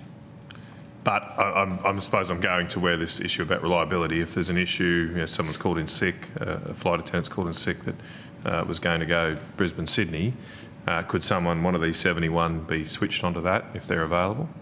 Or they stay in the QantasLink group? No, they only operate in the QantasLink network. And as I said, they will, if they're operating our A220, they only work on the A220 network. If they're a Q400, they only work on the Q400 network. Okay, so it's 71 of 3 to 3,500. You've claimed that this will improve reliability. I'm struggling to see how that would make a material difference. Yeah. That's such a small proportion of your overall staff. Thank you, Chair. Maybe it's important that I explain the review process that we went through. So as I mentioned in my opening address, we are undertaking a very significant fleet renewal program, in particular with our A220. We currently have 9 of those aircraft and we have another 20 to come over the next 2 years. As we look forward, we need to recruit almost another 150 or so pilots and close to 350 more cabin crew. And we want to make sure that as we're recruiting, we're setting those bases up for success for where our schedule and network will be based. So what we do is we look forward at our network and our schedule, and what we do is build what's called pairings. Pairings are basically a string of routes that ultimately sit on a crew member's roster. And when you do that, we've got a number of optimiser tools that take these schedules and networks, and then they look at all of the things around the flight rules, limits, roster rules, fatigue rules for our cabin and tech crew, and they determine how to create these patterns. 85% to 90% of those patterns will be based or originating out of those major cities of Brisbane, Sydney and Melbourne. So it's not that the flight where it originates first time in the day, because actually many of our crew overnight in regional ports today and come back, but their pattern or pairing is starting somewhere in those major bases at some point during the day. So given you've got those tools, that level of detailed analysis, how many flights will no longer be delayed or cancelled, or what proportion of flights, however you want to express it, would not be delayed or cancelled because of your decision to centralise those 71 roles? We know that this will definitely strengthen the resilience it's a quantitative question, so do you have an answer? I mean, you could take it on notice, but do you have a number? Presumably you've done all this analysis. I would be surprised if you didn't have a number for how many flights, what proportion will be no longer delayed or cancelled because of this decision. Yes, I understand, Chair. I think it is important to say that on-time performance and cancellations, there's a range of different reasons which drive those. But what we know... You've done this analysis. Yes. You've said publicly that the reason you've decided to consolidate, and there's obviously a cost of the consolidation, you're paying a fair amount of transitional assistance. The benefit of it, primarily that you've identified, is that it'll lead to fewer cancellations and delays. I'm trying to ask, presumably in a good business, you would have taken to the board or whoever was the decision maker, okay, these are the benefits of spending this money. I'm trying to ask the quantitative. I don't want a long spiel about in qualitative terms. Quantitatively, how much is the benefit here of fewer delays in flight and cancellations? When we've looked over the last 12 months at the number of cancellations due to flight crew, we see that close to 40% of those could have been saved or not cancelled because we had crew that were in the bases of Hobart, Canberra or Mildura. 40% would be saved by just these 71. Is that what you're saying? What I'm saying is, when we looked over the last 12 months at the number of flights that were cancelled due to flight crew or cabin crew not being available, we had crew that were available in those other bases, and had they have been in the major bases where we will move from April next year, we would have been able to save those cancellations. So that is explicitly because of that 71. You'll have a 40% reduction in cancellations and delays. It's not a 40% reduction in overall days because, as I said, cancellations and delays occur for a number of different reasons. When we look at those that occur... I'm trying to come back to my question with all respect. I want the figure for just the 71 because, as I said, I can't understand why you wouldn't have done that analysis. Given the decision before somebody here is what the benefits of that is. Chair, as I've explained, when we look at our cancellations, there's a number of different reasons. Okay, well, look, we're not getting anywhere here. Can I just ask a follow-up on this, Chair? Yeah. So the question is, of your cancellations and delays, what proportion of all your cancellation and delays are as a result of flight crew availability? I can versus Air Services Australia, blah, blah, blah. Yes, I can take that on notice. Because that is the number, 40% of that number. And maybe Captain Colley. That is absolutely correct. So we have a number of reasons for cancellations, mechanical, weather, air services, flight crew and cabin crew delays in the lower... This is a critical number.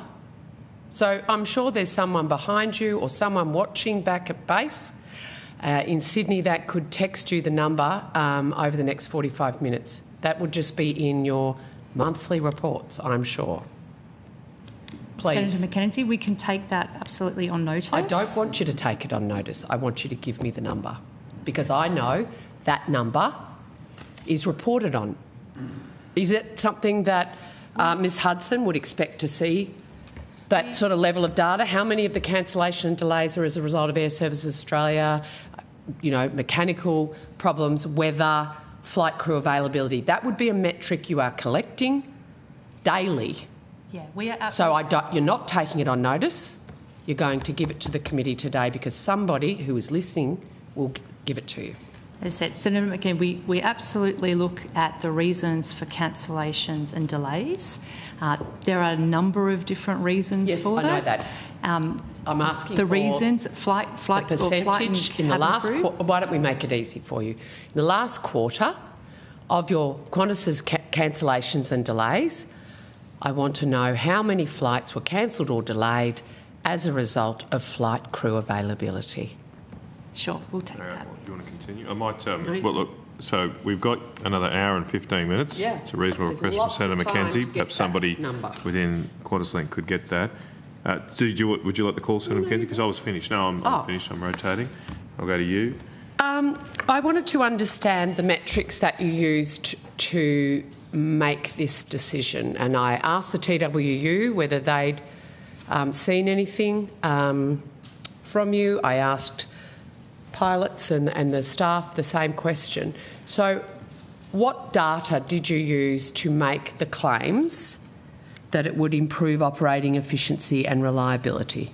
And resilience. And resilience, thank you. So I'll start and explain again the process, and then I'm going to ask Captain Colley the data to... sets that you used. So as said, the important piece of what we do is look at our schedules and all of our flight and cabin crew rules, and we put that into an optimizer, and we look at where do the patterns start and originate from.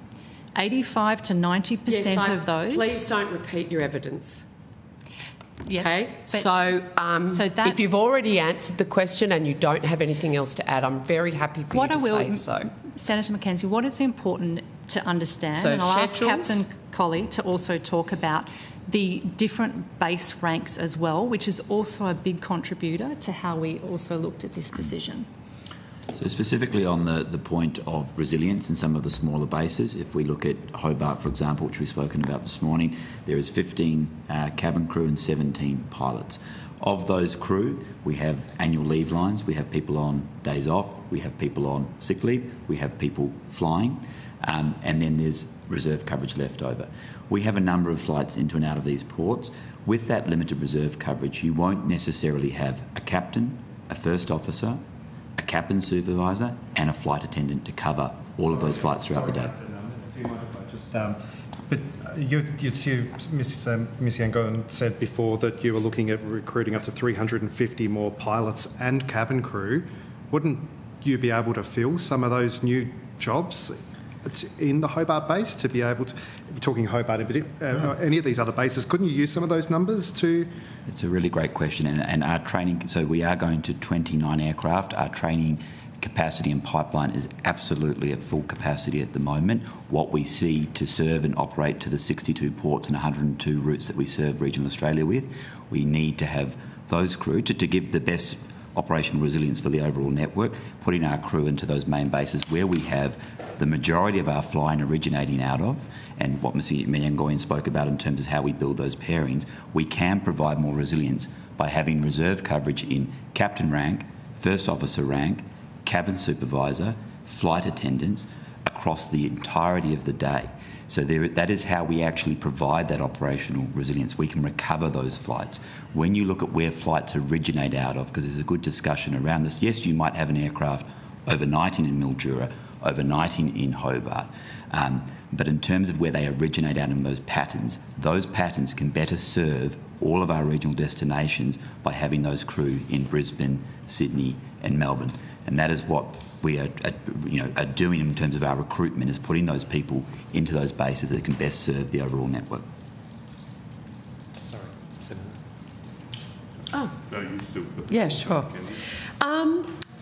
In your submission, you talk about Qantas Group spending $1 billion every year with regional suppliers, winemakers, farmers and food producers.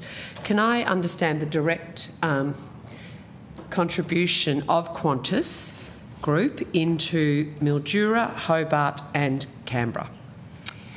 Senator Mackenzie, I'd start by saying our schedules themselves. So we have 250 services a week going into Hobart, and actually recently we've added new services, Hobart Perth, Hobart Canberra and Hobart Newcastle. So 250 into Hobart, how many into Canberra? We have about 440 per week into Canberra. And Mildura? 56 into Mildura. Okay. My question was around direct financial contributions. So yes, you're flying.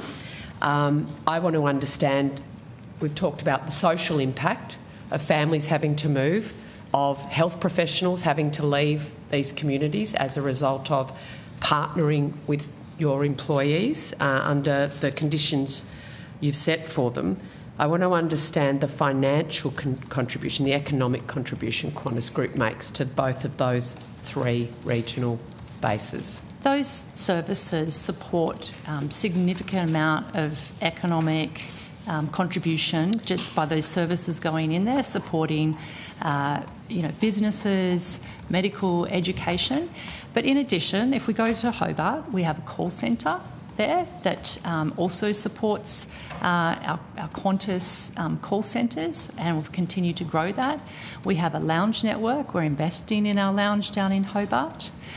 In Canberra, we have our QantasLink engineering facility. We have a large airports team. We have a number of lounges there, and we continue to support, Canberra in a range of different services. We've been putting the A220 on a number of our routes out of Canberra. So our contribution is significant.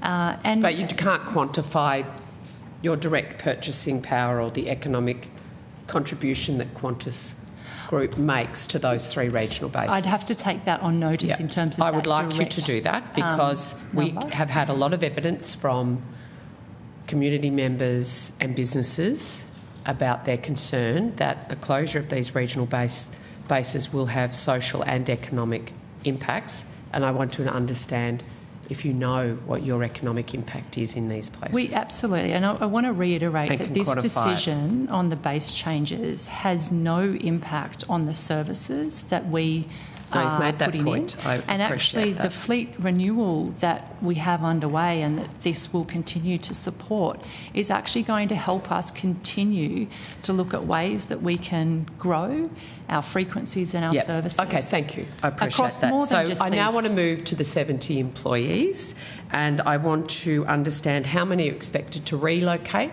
how many are expected to commute, and how many are going to exit the airline industry. Absolutely.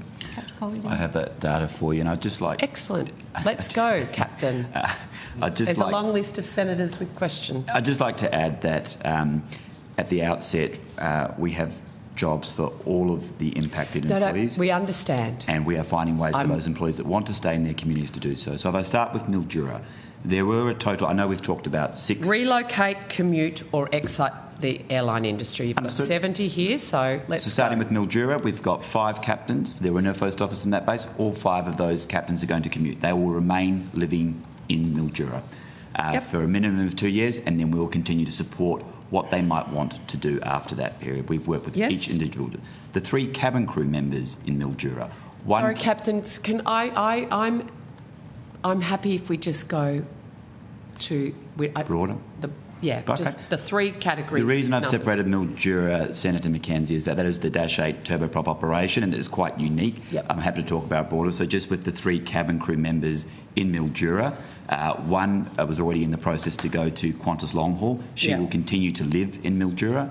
One was in the process of relocating to Ballarat, but now will go to Adelaide, supported by us, and 1 will commute. So of the 8 employees in Mildura, 7 will continue to reside in Mildura and commute or for either Qantas Mainline or ourselves. The 5 pilots will remain. Of the crew impacted in terms of the 220 operation, so as you know, we've got 30 cabin crew members, 15 in Hobart, 15 in Canberra. We have 17 pilots in Hobart, and we have 16 in Canberra. What we know so far from those bases that we will have for the pilots, we've got 13 that we've chosen to relocate. As I said, we put choices on the table. Yes, understand. So 13 will relocate, 23 will commute, and 2 are unsure and are still working through. We have said we would like to know their preference and how we support them by the end of the year. Okay, so you've covered 40 odd? That's 38. So of the tech crew, so 13 to relocate, 23 to commute, 2 are unsure at the moment. Yes. With the cabin crew, we've got 10 that have chosen to relocate. We have got 3 that are going to commute. Most importantly, we have 13 cabin crew in the 220 operation. that have gone through a process with Qantas Long Haul and are going to choose to transfer employment to Qantas Long Haul. And that was something that I believe Terry O'Toole spoke about this morning. So those 13 will continue to reside for the most part in their home base and work for Qantas Mainline. The reason for that is, as Terry O'Toole pointed out too, is that that long haul arrangement and the rosters support those families probably being home a little bit more. So that was a welcome opportunity. So does that add up to 70? Just getting there, there are 4 cabin crew members that are unsure, and there are 3 cabin crew members that are going to leave the business, and we are supporting them with a separation payment. So that will get you to the 71 total. So 33 cabin crew, 38 flight crew will get you there to 71. Captain, respectfully, that may be what they're indicating to you now. It doesn't mean they're happy about it, and it doesn't mean that they'll necessarily be there in 2 years' time, correct? Look, no one wants to shut a base, Senator Whish-Wilson, and what we are doing here is providing. No, look, you want to shut a base in front of us because you want to shut the bases. What we are trying to do is provide operational resilience to all of the regional which we can't define. So we can't define the operational resilience. We absolutely can. And I think, okay, Senator, so has anybody texted you Senator, what percentage of cancellations and delays across the Qantas Group are as a result of flight crew We have that on. Someone is working on that as we speak. Senator Okay, great. McKenzie. Thank you. But I do want to come back, Senator. We understand that the impact was and is significant for all 71 of our people, and we have worked really hard with them, with their unions and their representatives to find arrangements that are supportive and individualised and personal as well. And, I think this is a very difficult decision. I'm not disputing that for 1 minute. But we absolutely, as I said in my opening statement, we are looking at how we continue to support the 62 towns across Australia, the 3,500 flights that we operate per week, and setting ourselves up for success now as we go through this big fleet transition and renewal is really important to get it right. Could I just say something quickly, Chair? So you've said you're supporting your stuff. I'd like to read you something, and this is why I initiated this inquiry today. And this is from a really good mate of mine. Yeah. He wrote to me some time ago and said, when I was forcibly moved by Qantas to relocate in 2021 from Perth, obviously during COVID, it ended up in a personal breakdown. I ended up in a Brisbane hospital. I had no support from Qantas to assist to moving to another business unit. Qantas were unsupportive, uncaring, and I left after 17 years with an unblemished, diligent and successful flying career at Qantas without a simple thank you. I ended up needing significant counselling to allow me to function again and to return from the sorrow and depression I found myself in. This led to significant panic and anxiety attacks whenever I saw a plane in the sky. How stupid, hey? How could someone who's flown Seahawk helicopters off the back of RAN frigates, been in command of a Qantas 717 aircraft, now feel sick at seeing a plane in the sky? Pete, it was very real. It was in my head and I needed help. And he said, mostly importantly, he said there's a lot of other staff, and especially pilots, who are feeling very similar things after COVID, after what happened in COVID, which was a difficult time for everyone, understandably, and now they're being put through a similar situation where they have to leave where their families are and where their communities are because you're making a financial decision so you can make more money. Don't you have any sympathy for these people? Senator, I absolutely understand the impact of this on these people, and I don't for one, neither Nick, myself, take that for granted for 1 minute. We acknowledge that this has impact on them and their families, and that is why we have spent a lot of time with them, with their representatives, working on ways to make this work so that they can continue to live in their communities if that's what they wish. And throughout this, we had some principles that we were going to allow our people to have choice. We wanted to take individual circumstances into account.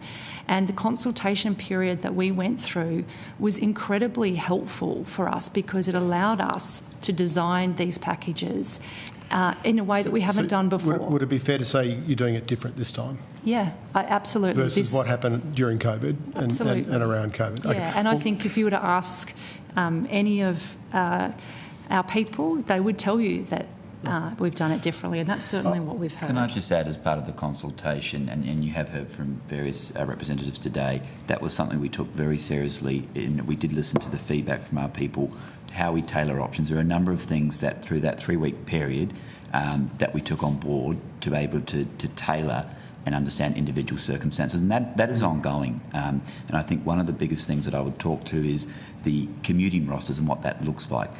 Now, the commuting will start from April. We know that we will need to make changes and adapt. So we've set up a committee that will look at the rosters on a quarterly period. If we need to do that more regularly, we'll do so. So I think one of the biggest things about commuting is, yes, we'll pay for your flights. Yes, we'll give you an allowance to do so. But how do we keep people living in Hobart, Canberra or Mildura? From my view, as an operating crew member as well, I think the rosters are a really important part. We've invested in that to make sure we can build rosters that support that. So part of that consultation and working with all the unions and the various representatives is what we're aiming on to focus and to tailor to make this different. And I think we did hear this morning that yeah, there are things we've done differently, and that's based on the feedback we've had. We want to work with every single individual. There are 71 individuals impacted in different ways. Last question for me, I mean, I just wanted to raise this point while we were talking about this issue of staff morale. It sounds like you are going through a lot to try and accommodate your staff. Wouldn't it have just been easier to keep these bases open? Are you making that much money out of closing them that it's worth going through all this for Qantas?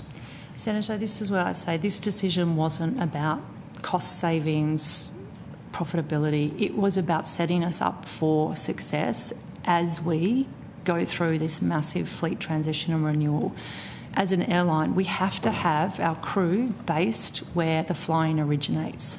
85 to 90% of that flying, from a crew pattern perspective, starts in those bases.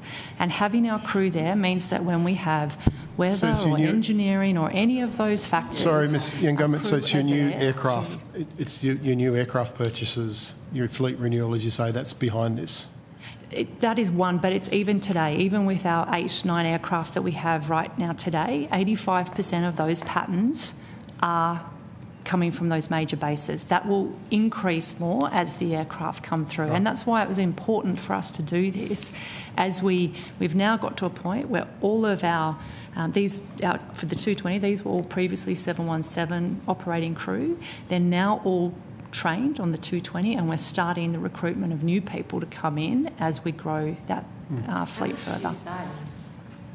This is that's not your reason for doing it, but how much have you costed it at? Well, Senator, what we've actually done, because we've designed these comprehensive support packages, we're reinvesting it back into the support packages that we have on offer. Okay, so you'll be able to quantify it for me. How much? Well, we haven't finalised all the decisions of people, so I don't have that. How much have you budgeted for? Well, we haven't, because it will be whatever our people come to us and their decisions. You wouldn't want to be running Treasury. Well, there's a combination of options that have different financials. So give me the range. Give me the range that you've set aside in your budget that you'll either have an underspend of, or you will end up meeting the budgeted amount. As I said, this is not a cost-saving decision. It's an operational decision. That's fine. If it's not, let's say I accept everything you're saying on face value. How much does it cost? How much does it cost? If it's not saving you money, how much is it costing you to make this change? Well, until we have our final numbers through, I won't know that number. So I'm happy to take that on notice. So you will have had to do a projection on this. There is no way you would have signed off on it without somebody putting some numbers in front of you. How your patterns will change, what it'll do to cancellation and delays, how much is it going to cost. You're not running a milk bar, you're running a highly complex aviation business. I would like to know how much this will cost you or how much this will save you. As I said, Senator, this is not a business case in the traditional sense. This is not So you us. don't know? No, what I was saying we know that... Do you know or don't you know? We know that there is productivity that will be... benefits that will come by having our crew in these major bases. I would like to have a number. Okay. I'm getting a lot of words. Yep. You're not You're not somebody that is inexperienced. You are also somebody that knows their way around a budget, knows their way around a spreadsheet. Please. I can tell you, Senator. What is the financial impact, negatively or positively, for Qantas Group in shutting the regional bases of Hobart, Canberra and Mildura? So what I can tell you is that projected forward, when we had all 29 aircraft, the productivity benefits would be less than 3 million. But that number will be all reinvested back in the packages, and that's what I don't know what that is. I just want to know that you've actually done some work around the financial impact. Of course, but as I said, the main impact was not about the numbers. It was about showing I'm not going us to that intent. we had... I'm not going to intent. So what I might do, Ms Yangayan, this is a detailed question. Could you take that on notice for us, please? Sure. Okay, thank you. Senator to Liga, I'll go to next. Thank you, Chair, and thanks for coming along today.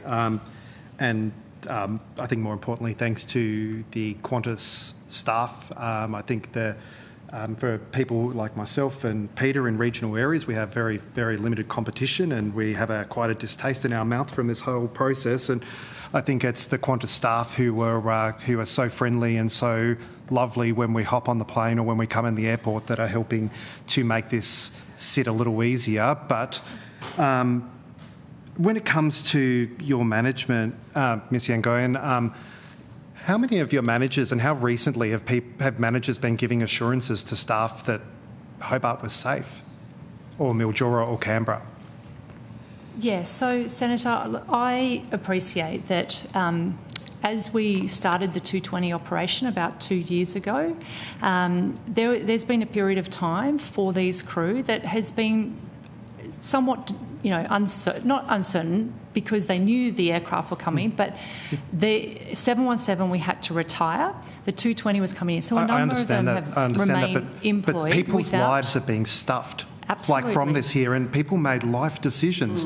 Home loans, mortgages, partners relocating. I mean, the TWU have said that 88% of crew partners are going to have their careers, their long service leave, their annual leave. That's going to be stuffed as well out of this whole process. It's not just...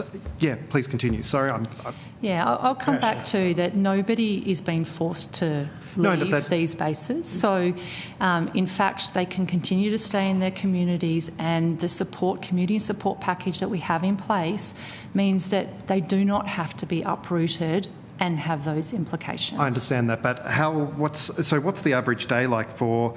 At the moment, we heard evidence that that an average staff member in Hobart can be at the base within 15 minutes and ready for work. What's the for somebody who commutes, what's their day look like? Look, I think what's important there is when we're looking at the commuting rosters, we've already spoken about how that will look like, how we allocate reserve ahead of time for people in these bases, so we can actually accommodate that. At the moment, the standard call-out period for reserve is 2 hours, and that's across the board. But as I said, more importantly, how we support these people is if they want to live in Hobart, Canberra or Mildura, how do we build rosters, including provisions for reserve, and block time away to actually support that. So I think we're actually, and for some individuals in Hobart, we've already, for example, extended the commuting beyond 2 years because we understand their circumstances, caring arrangements. So we have worked with each individual, and we will continue to do that. We understand that some partners cannot leave their jobs or be relocated or interrupt their benefits. So that's exactly what we are doing, working with every single individual, because we know that one size doesn't fit all. So we're absolutely taking on board every single individual's circumstances and how we can best accommodate and support them. I'm just struggling to understand this decision to close these bases. Like you are going through an entire process where you are ripping up regional communities and you're taking these bases and uprooting people's lives to Melbourne, Brisbane, Sydney, where I just am absolutely struggling to understand what the absolute point is of this. Senator, as I said, the point of this is being able to support ongoing services to all of regional Australia. As said, we operate to 62 towns, 102 routes across our network. We are going through our largest fleet renewal that we have had. As we do that, we have to make sure we have crew in the right places to support those networks and enable us to grow it further. But in fairness, like you have been operating these routes for decades, you know, this is not a new, it's not new. But we are getting 20 more of these new aircraft. We will have 29 of them. That is going to be further growth. That is to support regional Australia further.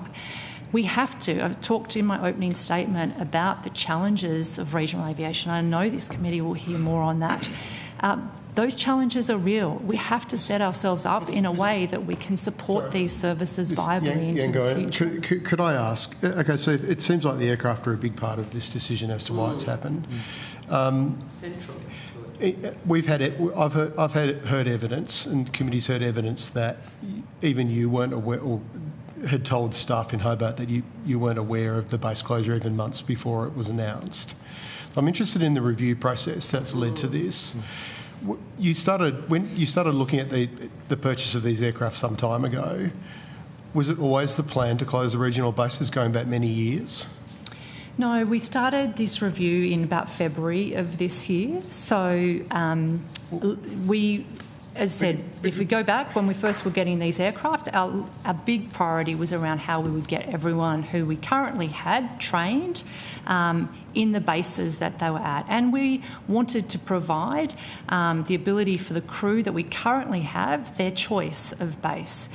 We acknowledged that it had been some time between when the 717 and the A220 came in where they were employed but no work, and so we wanted to give them base of choice. But when we make those decisions, we never put guarantees into these things. When were you aware that the Hobart, Canberra and Mildura base was going to close?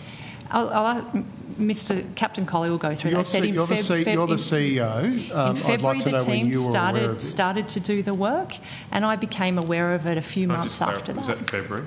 Yeah. So February 2025? Yeah, of this year, yeah. Okay. And so just going back to my original question, would it be fair to say then that when you were looking at purchasing these new aircraft, you hadn't anticipated that you would need to seek these productivity benefits or this improved resilience around this acquisition of capital, these aircraft? Is that fair?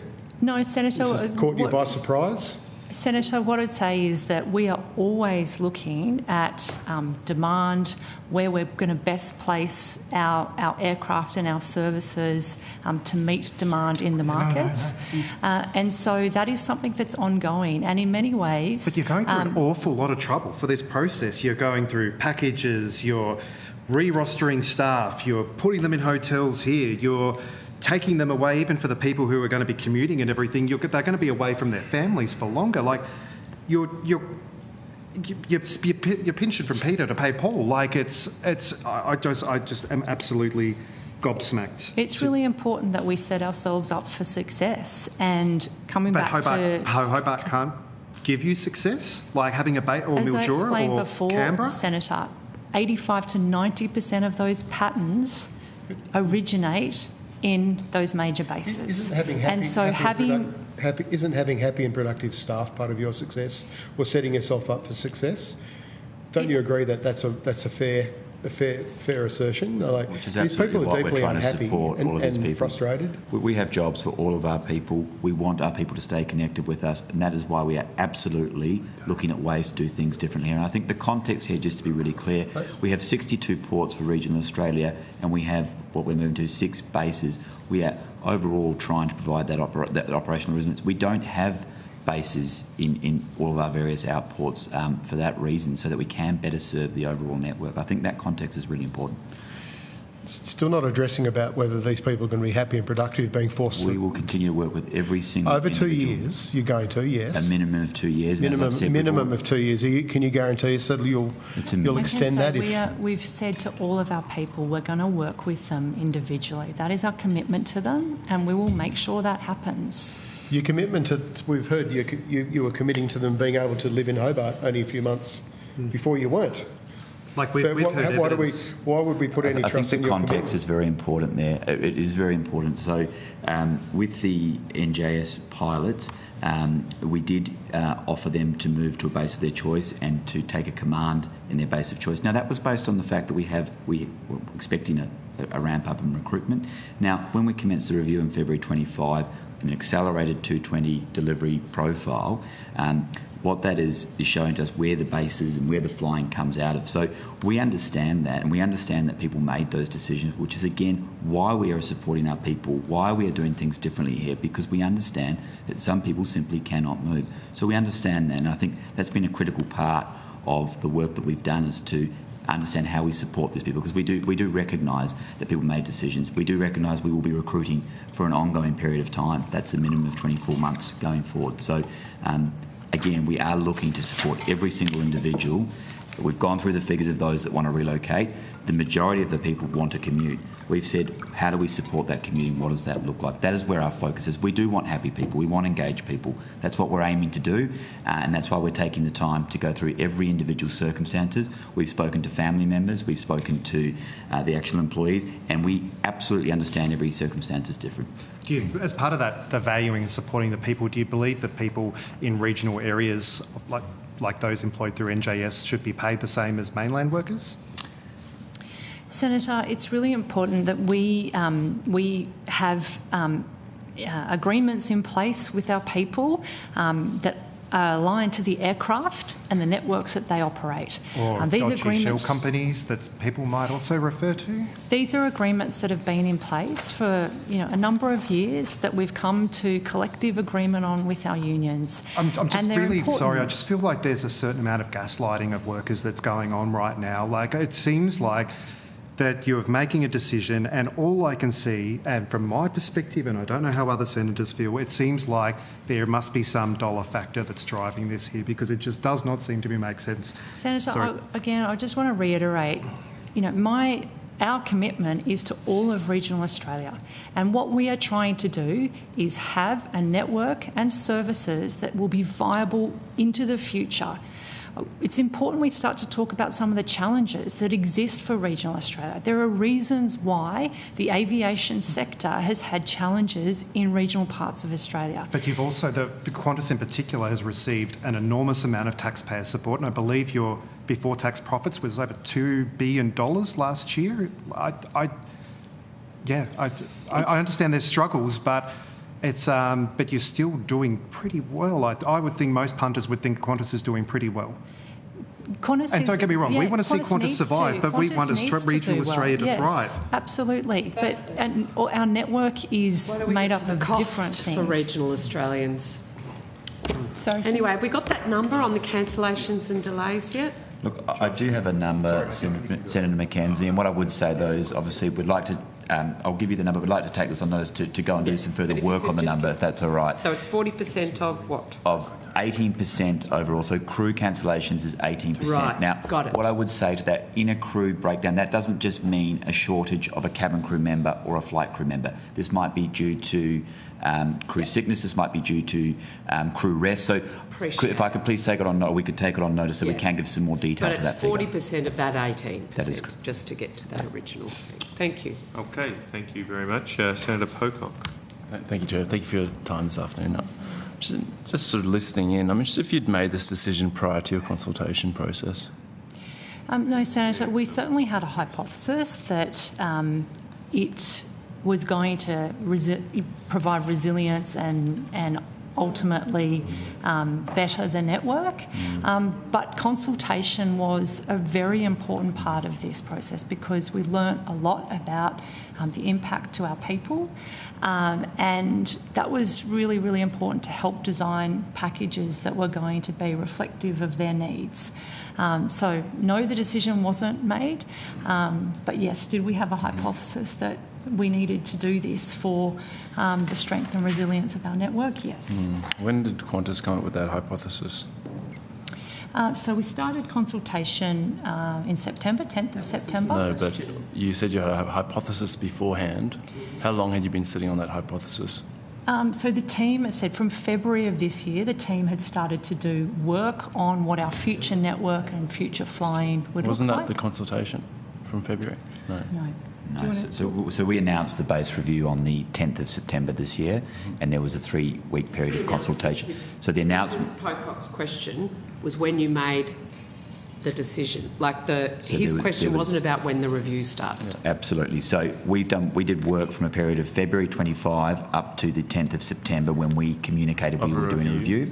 The hypothesis was generated close to the 10th of September when we had done all that work in terms of our recruitment profile, our network and what that looks like over the period of time.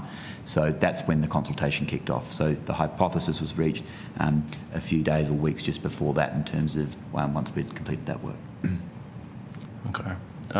You said that $3 million of savings a year.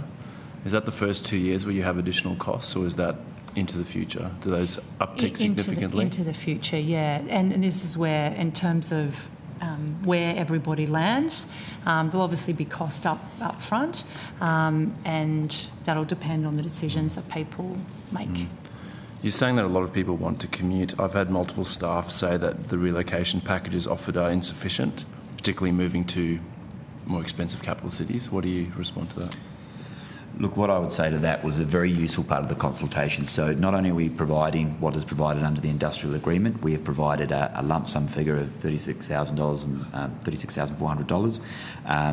There is other things that came up in consultation, including looking at salary sacrifice in some of the costs of removal. So that was, again, something that came throughout the consultation period. So, sorry, I think my question was, given all that, you've come up with the figure. I'm hearing from staff that it's still just not enough, relocating from, Hobart, Canberra, Mildura to a capital city. And Senator, what we've done with that, some people have different relocation needs, different amounts of belongings, etc. And we have been working with individuals. So we will continue to work with individuals to make sure that we can minimise any impact if they choose to relocate. So we have taken a tailored approach. If they can negotiate higher than that, or what should I tell people who contact me? I think what we are doing is saying we'd like to work with every single individual because we know that the circumstances are slightly different. We have offered an allowance, we've offered a relocation package, but again, we know that people's dates will change. We know that people have different things to relocate, different size families. So what we are saying is that we are working with every single individual to understand their circumstances. Moving to Canberra,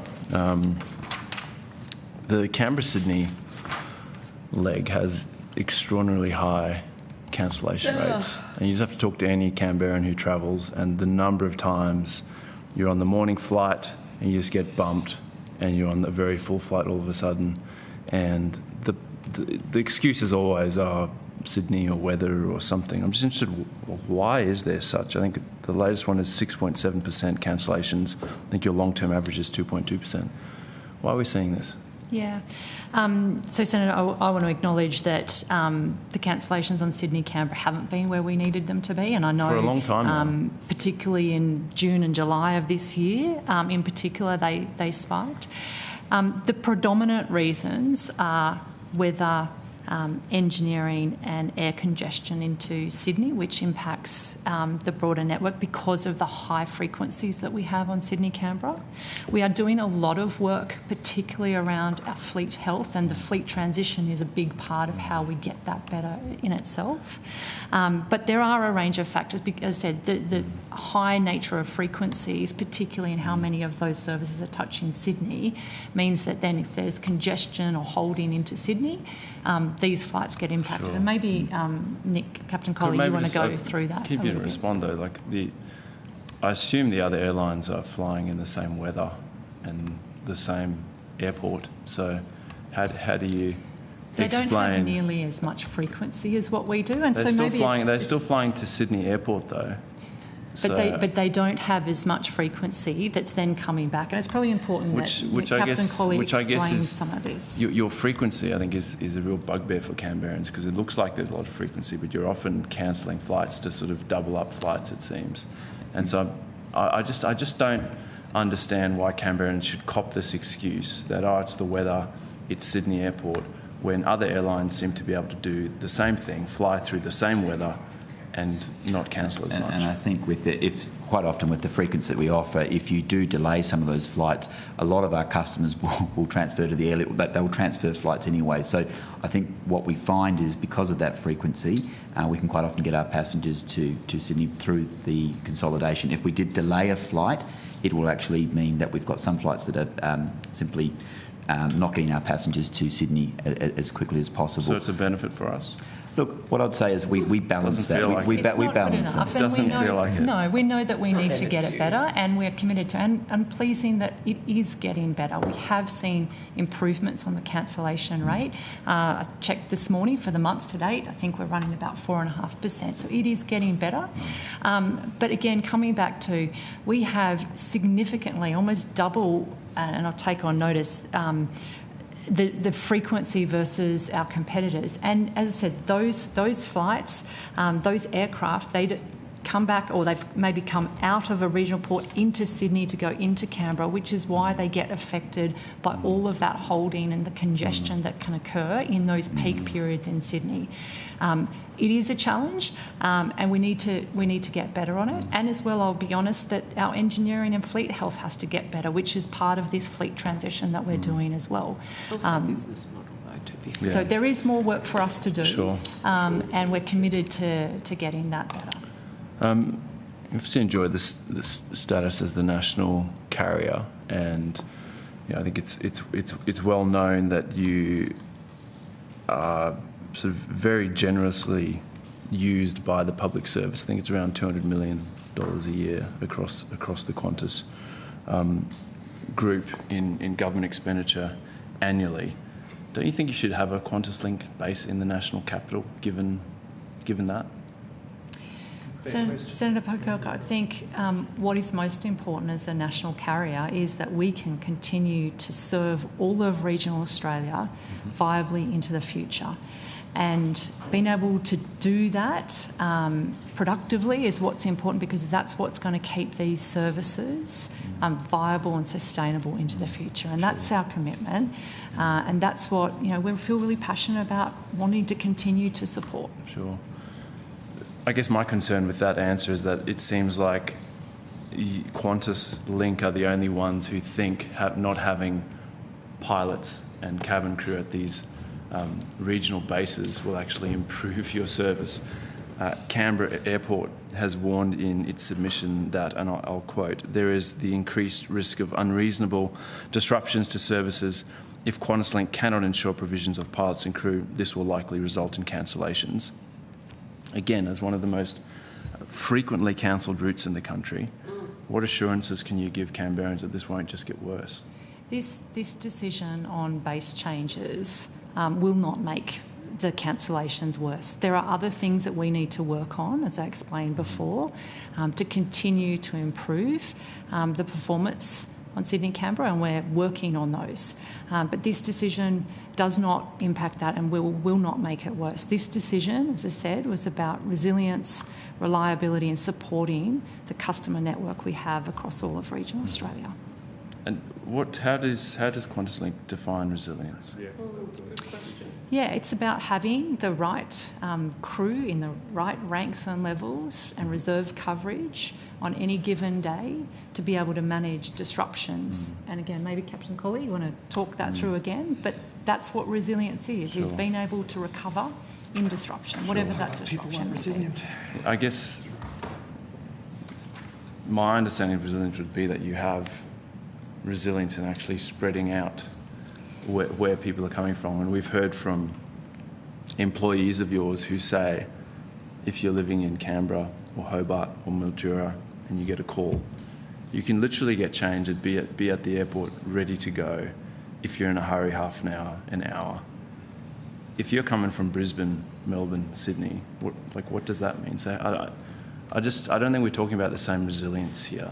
I think we touched on it. It sounds like a bit of a buzzword. A little bit earlier. So when you've got 15 cabin crew and 16 pilots in Canberra, depending if they're captains or first officers, and in the cabin crew world, if they're a cabin supervisor or a flight attendant, with those small numbers in a base, you can't necessarily cover the full day or the range of flights, because you need, for example, a first officer in the morning to cover and in the afternoon or middle of the day. So what we're saying is, in the bigger bases, by having the crew in the bigger bases, you can actually cover all of those ranks, a captain rank, a first officer rank, a cabin supervisor and a flight attendant, across the whole day, which services the 62 ports and 102 routes. So it gives you better resilience and capability overall to fly the network.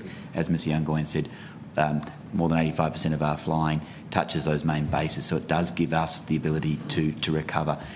I do recognise that maybe there's a 15-minute call-out, but having that exact person that's the right rank at the right time is not guaranteed, and is a lot harder in the smaller bases. Just because we need a captain at 6:45 doesn't mean they're going to be here in smaller bases, and that's what we see. So when we talk about resilience, that is what the larger bases and the expanded reserve coverage does give us. And that's what supports the 53-odd ports today that we serve that don't have a base.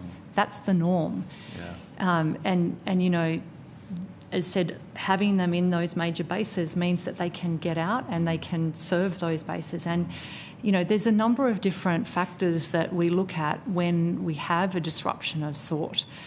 Sometimes it's consolidating customers, reaccommodating them on other services. There's a range of different levers that we're going to use to be able to help manage our customers get where they need to as quickly as possible in the event that we have disruption. As I said, that's what we do over the. I guess for communities in these regional centres, capital cities as well, it's pretty hard to cop given how Qantas treats us. You know, the cost of flying in and out of places like Canberra, just extraordinary. And then we look at your profits, eye-watering profits, and then we look at your service, like clearly going downhill, like not the sort of eye-watering taxpayer pride money invested. Pride of Australia. So I guess, you know, this is, I think, partly why this committee is having to look at it, because we're just shaking our heads. I can't imagine what average punters are thinking right now. What I don't, in relation to Senator Pocock's questions, what I don't understand is why we're hearing from so many people like yourselves who've been working in airlines for a long time, who are giving us the exact opposite. So Senator Pocock mentioned we've heard from Hobart-based crew, pilots and crew, and from the unions that, you know, crew illness during duty or overnight will require crew to be flown in, which could lead to significant delays or cancellations. You won't have that reserve capacity or that reserve coverage. And I'm particularly interested as a Tasmanian living in the north, in Launceston. I've heard from, you've probably heard me say this today already, I've heard from staff in Launceston that say, whether it's an engineer, if there's a problem with the plane, or with other crew, there's other feeder bases there that Hobart crew also fill. So kind of, we're an island. It's a little bit different. How are you going to convince us that not having people on the ground with the reserve coverage is somehow going to increase your resilience? I'll say one thing about the engineering. We do have engineering capability in Hobart. Is that through Jetstar? That's through Jetstar, so that does provide the resilience. What I would say is that we operate RQ400 into Launceston, Devonport and Burnie, so we wouldn't have that. We can't interchange the 220 crew, so that resilience. So we ensure, so the way we operate to Launceston, Devonport and Burnie is the model that we do overall. So that's, as I say, we do that from the Melbourne base to service that and have the reserve coverage there. Look, a couple of specific questions for me. Once again, I'm sure you've heard me ask these this morning, so I do want to put it to you. Obviously, you've made statements previously that pilots and cabin crew don't tend to get sick on overnights at outports. I think it might have been you that said that, Nick. And Civil Aviation Safety Regulation 62.270 requires all operating crew to be fit for duty. Is the base closure intended to circumvent this regulation by discouraging illness or fatigue at output? I can categorically say no. Okay. Being a crew member myself, the fitness to fly is the absolutely starting point for all of our crew, and that is an obligation on the company and on the employees. So we respect fitness to fly. We encourage it. We have a number of committees how we report and ensure that our crew are fit to fly. So that's paramount. All right. So you've been categorical about that. So had previous crew sickness, for example, in Hobart, been highlighted as a reason to close the base? No. No. Okay. With rostering, it's also been put to me that the perceived lack of resilience that you're relying on to rationalise your base closures occurred in Hobart in recent months, largely because of underutilisation of Hobart crews. Do you accept that?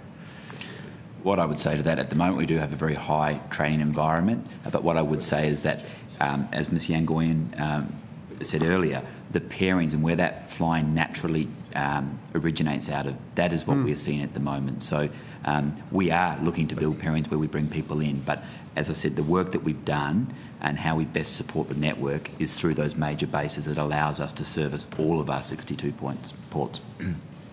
So, yeah, it was put to me that pilot and cabin crew have had long periods of reserve in Hobart for several months who've been willing and able to work, while several crews from other bases overnight in Hobart.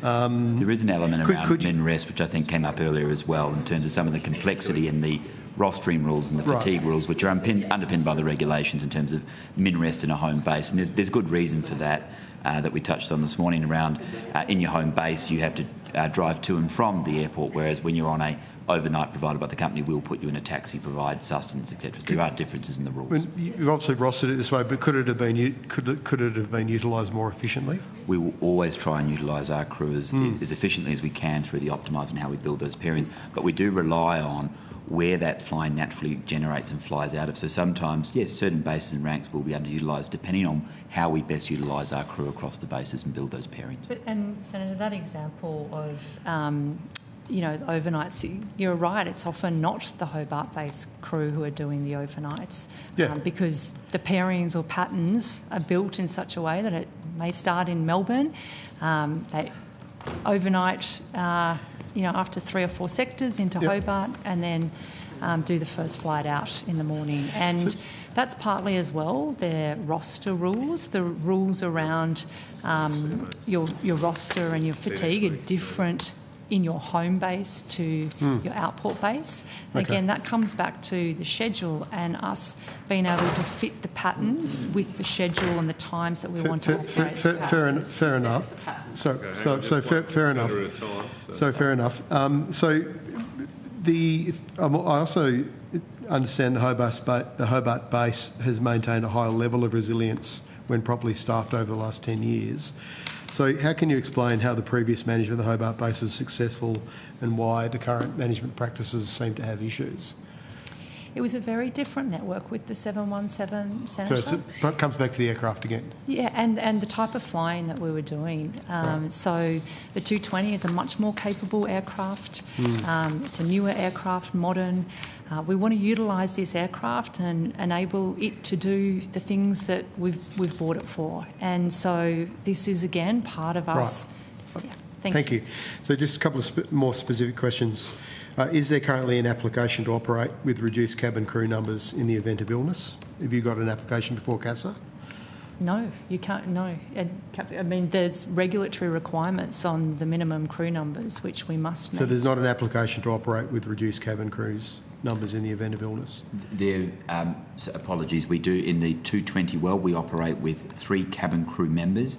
In the event that a cabin crew member does go ill, we can operate back with 2 cabin crew members, provided the PAX numbers are under 100. That is a regulatory, so that there's no changes to the regulation. And you're not applying to have that changed. It's not changing the regulations.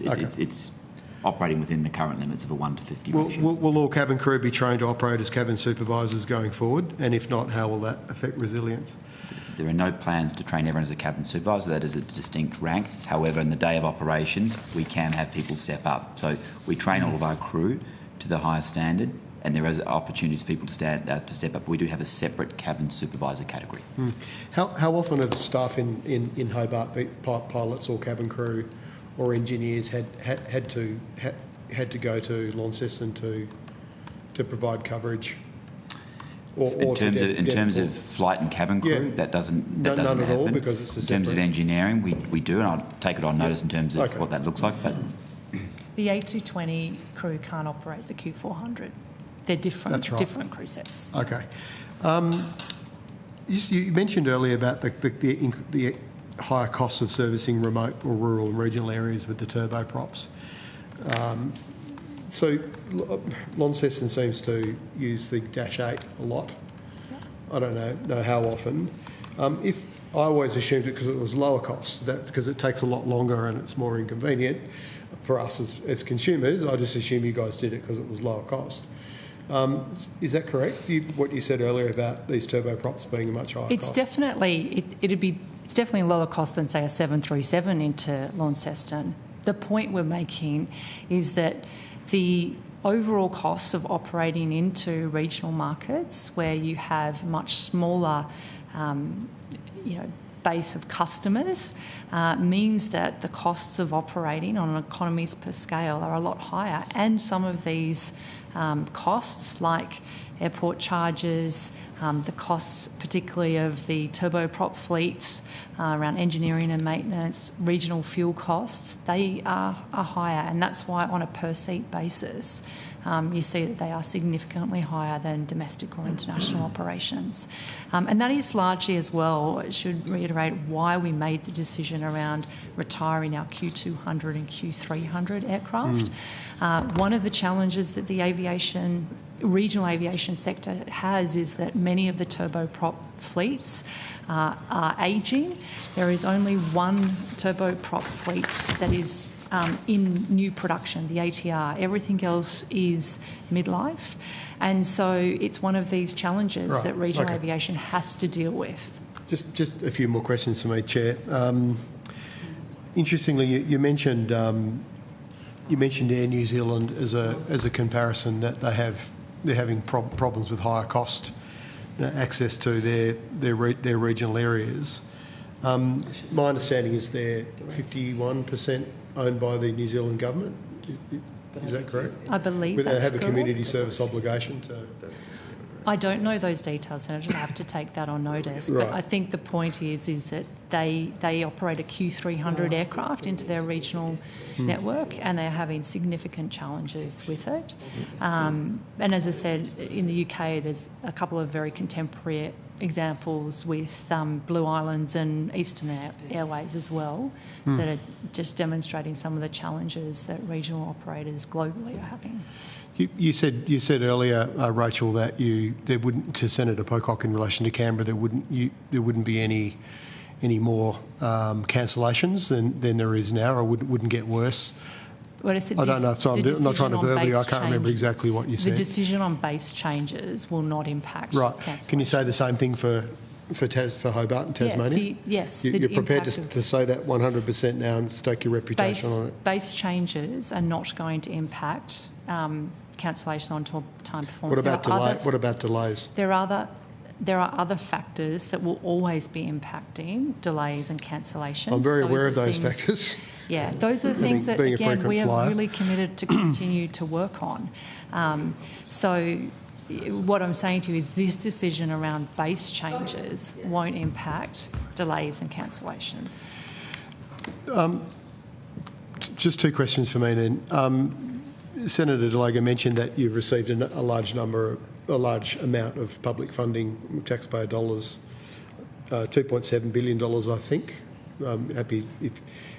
Interested if Qantas has a quantification of how much taxpayer money you've received over the years. Would Qantas management consider reversing this decision, or are you 100% locked in to close these bases? I'm confident that this base decision is setting us up for future growth. Sorry, the new aircraft. Are you locked in to the decision, or will you overturn it? This decision is locked in. We will always, into the future, though, be looking at our network and what our base establishments are. That is an operational business as usual process that we're going to go through, because things do change in this industry. Demand changes, where we fly the aircraft changes, so things in the future may change, but right now I can tell you that on the network and the schedules that we are going to operate, we've made this decision, and as difficult it is for the 71 people that we are absolutely supporting, this is the right decision for regional Australia. Oh, I just a statement, but I would hope that you do reverse the decision. Certainly, I know Senator Lega and I, we don't want to lose 30 well-paid workers in our state and their families in a couple of years' time if they have to relocate. I don't think we can really afford to do that as a state. Might not sound like a large number to you, but it is to a community like Hobart, and I just hope that if you don't, then at least going back to my mate who sent that message to me that began this whole process, that you do, he was worried about the impact on other staff and workers, that you do look after these people and that you make sure every single one of them is... Absolutely, we'll commit to that, Senator Wishwater, and I'm happy to take his details. We will support all of that. Oh, he's not with Qantas anymore. No, that's... No. Yeah. Can I just ask who you refer to patterns or patterns, pairings. Pairings. Yeah, same thing, yeah. Are they is that an interchangeable term? Patterns and pairings. Is there a difference between a pattern and a pairing? The pairing is the crew that's built to fly, to fly the pattern. To fly the pattern, correct? Yes. Right. Okay. I need the pairs to get my pattern done. Right. Who sets those patterns? Is that just spat out of the optimisation tool? Yeah. Right. Yeah. But obviously, there's a lot of inputs that go into that. Yes, I appreciate that. I appreciate that. Right. I'll have a think about that. I'll probably have to see you again next year, but. In terms of rank and number of crew, is that all regulated per aircraft, or is that part of your industrial relations system internally? So every aircraft requires a captain and a first officer, and some of our international aircraft we operate with other crew depending on the length of that. So for the operation we're talking about... But is that something you can determine, or is that regulated from outside? Regulated, so yes. So the manufacturer of the aircraft requires a captain and a first officer, and then we have rules around cabin crew, so that's regulated. And how are those rules determined? That's the regulator. From manager? So that's also the regulator regulated? and the manufacturer. So for the 220 aircraft, it requires a minimum of 3 crew because, of course, we have 137 passengers. You need 3. What we were talking about... I'm just trying to understand what control you have over the decisions you have to make. If we operate the aircraft, we need to operate with the manufacturer and the regulators compliant with both of those. Right. So there's nothing within your industrial relations regime internally that impacts pairs and patterns? I'm not sure what the question is, because for us to operate the aircraft, we need to roster it with 2 pilots and 3 cabin. The rostering arrangements, I assume, are part of your industrial relations. They are, yes. Does that... we can't circumvent the regulations. No, I appreciate that. I appreciate that. But it is the rostering that's impacted by your conditions contained within your... I'm assuming there are certain additional rostering rules, etc., in the enterprise agreements, but what we can't steer away from is that to operate this aircraft... I get that. I've parked that. Okay. I'm trying to understand what discretion you have around crewing ranks and numbers and availability. I wanted to just understand the cross-subsidisation of the regional routes. We heard... last question. Okay. We've had some evidence around regional routes needing to be cross-subsidised within a business, and I'd just like you to outline how Qantas Group handles pricing your regional routes. Yeah. So Pricing is based on two factors, demand and supply. Supply really comes to the cost of operating, and I've sort of spoken about that. Those are airport charges. Do you calculate your ticket price per route, or because Qantas is required to fly certain places, is often sometimes the only provider, etc., etc. There's a whole lot of decisions around that you have to cross-subsidise between routes, or do you determine the ticket price on the route information itself? Senator, I think you're asking two different questions. The way we determine pricing, I can talk you through that versus... I do understand supply and demand. Thank you so much. What I'm trying to understand is internally, do you price it only according to the route itself's information, destination, or do you use a whole of group? We use dynamic approach? Pricing like other airlines, which that will be determined. I understand dynamic pricing, but again, we heard evidence today that regional routes are cross-subsidised. Does that happen in Qantas? So what I can say is that our regional routes don't perform as well as our domestic or international routes. Now, in some cases, on a route-by-route basis, there will be some routes that at times are break-even or even loss-making. We try to avoid that wherever possible, and sometimes we do have to make difficult decisions on schedules or routes. But we acknowledge, again, the important role we play in serving regional Australia. But that isn't my question, and you know that. My question is, do you determine the ticket price based on those localised factors of supply and demand and cost of operation for a particular route, or is there cross-subsidisation from some of the more profitable routes that you run across the business? We do not determine pricing, cross-subsidise other routes. Pricing is determined based on our fare ladders, which come back to supply and demand. On the specific route? On the specific route. Thank you. Thank you. Thank you, Senator Mackenzie. Senator Sterle, you've been waiting patiently, and then I'll go to Senator Lang. Thank you. Thanks, Ms Yanguyen and Captain Colley. I have had some interaction with Qantas over the years in previous life, but on a brighter note, and I absolutely, it's going to sound strange, I absolutely admire that I don't admire you made the decision, but I admire you don't want to lose people out of the business. That's great. I also understand that you're under different leadership now than that unfortunate era that we went through with the former CEO, the spineless chair and the sycophantic board, but you don't need to comment on that. But I have great faith in the chairman now who is at your helm because of my past experiences when he was at Toll and Brambles. So, doing all this negotiations, and the unions aren't happy, but you've said that you want to work through and you want to do the best for your people, and we're only talking 71 people.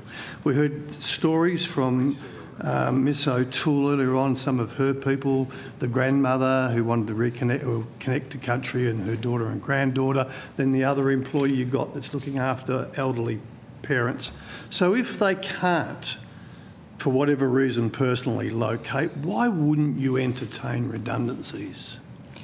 So, Senator Steele, what we'd say is we have jobs for everyone. I understand. But for our cabin crew, we said that if... Yeah, but you're also... Sorry, I'm not going to cut you off because I don't want to hear all the same Qantas spiel, all right? We do have a relocation... Sorry. We have a package available for our cabin crew. I heard this, Minyango, and I'm not going to...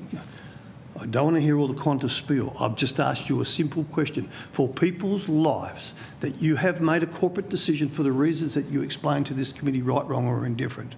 And I have negotiated redundancies with Qantas when they were a damn good company under James Strong and Jeff, and I can't think of Jeff's name, isn't it? I still reckon he invented SARS and the other stuff. But anyway, because every time we wanted to do an EBA, something came up with Qantas internationally. So I ask you once again, we have done this with Qantas when Qantas was a good company, and I'm hoping Qantas will go back to being a good company again, but I've still got that stain from the Joyce era. Why wouldn't you entertain that for people's lives you've tipped upside down? Separation payments for our cabin crew Oh, don't worry about it. I've wasted my time. Thank you very much. Unfortunately, my faith in Qantas is starting to wane again with the people further down the chain. So I don't embarrass myself and be rude, because the Chair has said in the opening statement that we deal with each other with respect. I'll stop right there. I'm sorry, Senator, Chair. but the separation payment is actually more generous than the redundancy payment. Well, just offer them the redundancy. Senator Sturr will let Ms Yangayan respond, and then we'll go to another senator. Sorry. I will let her respond. Okay, you're welcome to respond, Ms Yangayan. Apologies, Senator. As said, we want all of our people to stay with us. I understand that some may not want to, and so there is a separation payment that is available. It is more generous than a redundancy payment, but obviously for every single crew. One? The pilots haven't come and asked that of us. Okay. No. Right. So let's just. Yep. Okay. So the separation payment, which Ms O'Toole said was more attractive than redundancy for her members. But obviously, if there were some pilots in regional areas who have been living there for 30 years or whatever, 40 years, that separation, is that available to them? And if it is, it's not as attractive as the redundancy. If they were to come and have a conversation with us individually, we would absolutely work with them on what that might look like. That's all I want to hear. Thank you very much. Thank you very much. Just briefly, for people in Hobart, for example, who choose to commute as part of the new arrangements, how much time per roster period will they lose spending with their family? Look, I think the key thing here is the commuting roster. What we're looking to do, and we've spoken with the various unions Could about you take that on notice, Captain, to find out for me how much time they will lose with their family compared to the current arrangements? Happy to take it on notice. Thank you. Finally, could you also on notice for the committee give us some data for the last couple of years of the flights in and out of Tasmania's 4 airports? Because we're going to be following this for a little while. I'm told by Senator McKenzie we're going to be this committee. So if we could have a look at the flights from the weekly flights from the 4 Tasmanian airports. I don't know if other senators would like other airports, but yeah, for the last couple of years, so we can start having a look at that. Sure. Thank you. Just a couple of quick clarification points, and please, you can take these on notice too. In terms of providing the full packages, the full details of packages to crews in a timely manner, some questions I put to an earlier witness. In relation to commuting, whether support will be provided in the event that flights are delayed and cancelled, what reserve conditions apply, and whether rostering of single RDOs will be forbidden. Don't have to answer those now, but if you could take those on notice. And could you just clarify the two cabin crew policy? Is that, Nick, is that currently in your crew manual? It's in the process. I believe it's either in the manual now or in the process of being updated. But just to clarify on that process, you cannot depart a main port. So this is a recovery mechanism only. This is not an operating method that we could roster. So this is for recovery only. Correct. Absolutely it is. So you could not go through a main base and then continue to operate with 2 cabin crew. Absolutely not. Okay, thank you, Senator McKenzie. Yes, so thanks to my wonderful staff back at my home base. So according to BITRA data, little over 64,000 Qantas flights were cancelled and delayed in 2024, of which 4,612, that's the 18% due to crew reasons, and 40% of that number is what these 70 staff changes will save. Is that so? As we went back to our earlier maths, 18% of your cancellation and delay data are due to flight crew availability. That was your evidence. And to answer my questions, 40% of those cancelled and delayed flights due to flight crew availability, 40% of those were due to these 3 bases. That was your evidence. I think we do need to qualify that and take that on notice, because there's a few different figures that have come through, and I would like the opportunity. And that's why I qualified it's BITRA data 2024. And I would like the opportunity to scrutinise that and come back with a position on that. Because I want to understand in a very clear way, with quantitative data that these 70 people, their partners, their children's lives being turned upside down, and I appreciate all the supports around it, but lives turned upside down, I want to know to save how many flights of cancellation delays, given the metrics you gave me. And then I would like you to give me what making sure those cancellation and delays that are projected not to occur under these changes, how much that will cost you or how much that will save you. Thank you.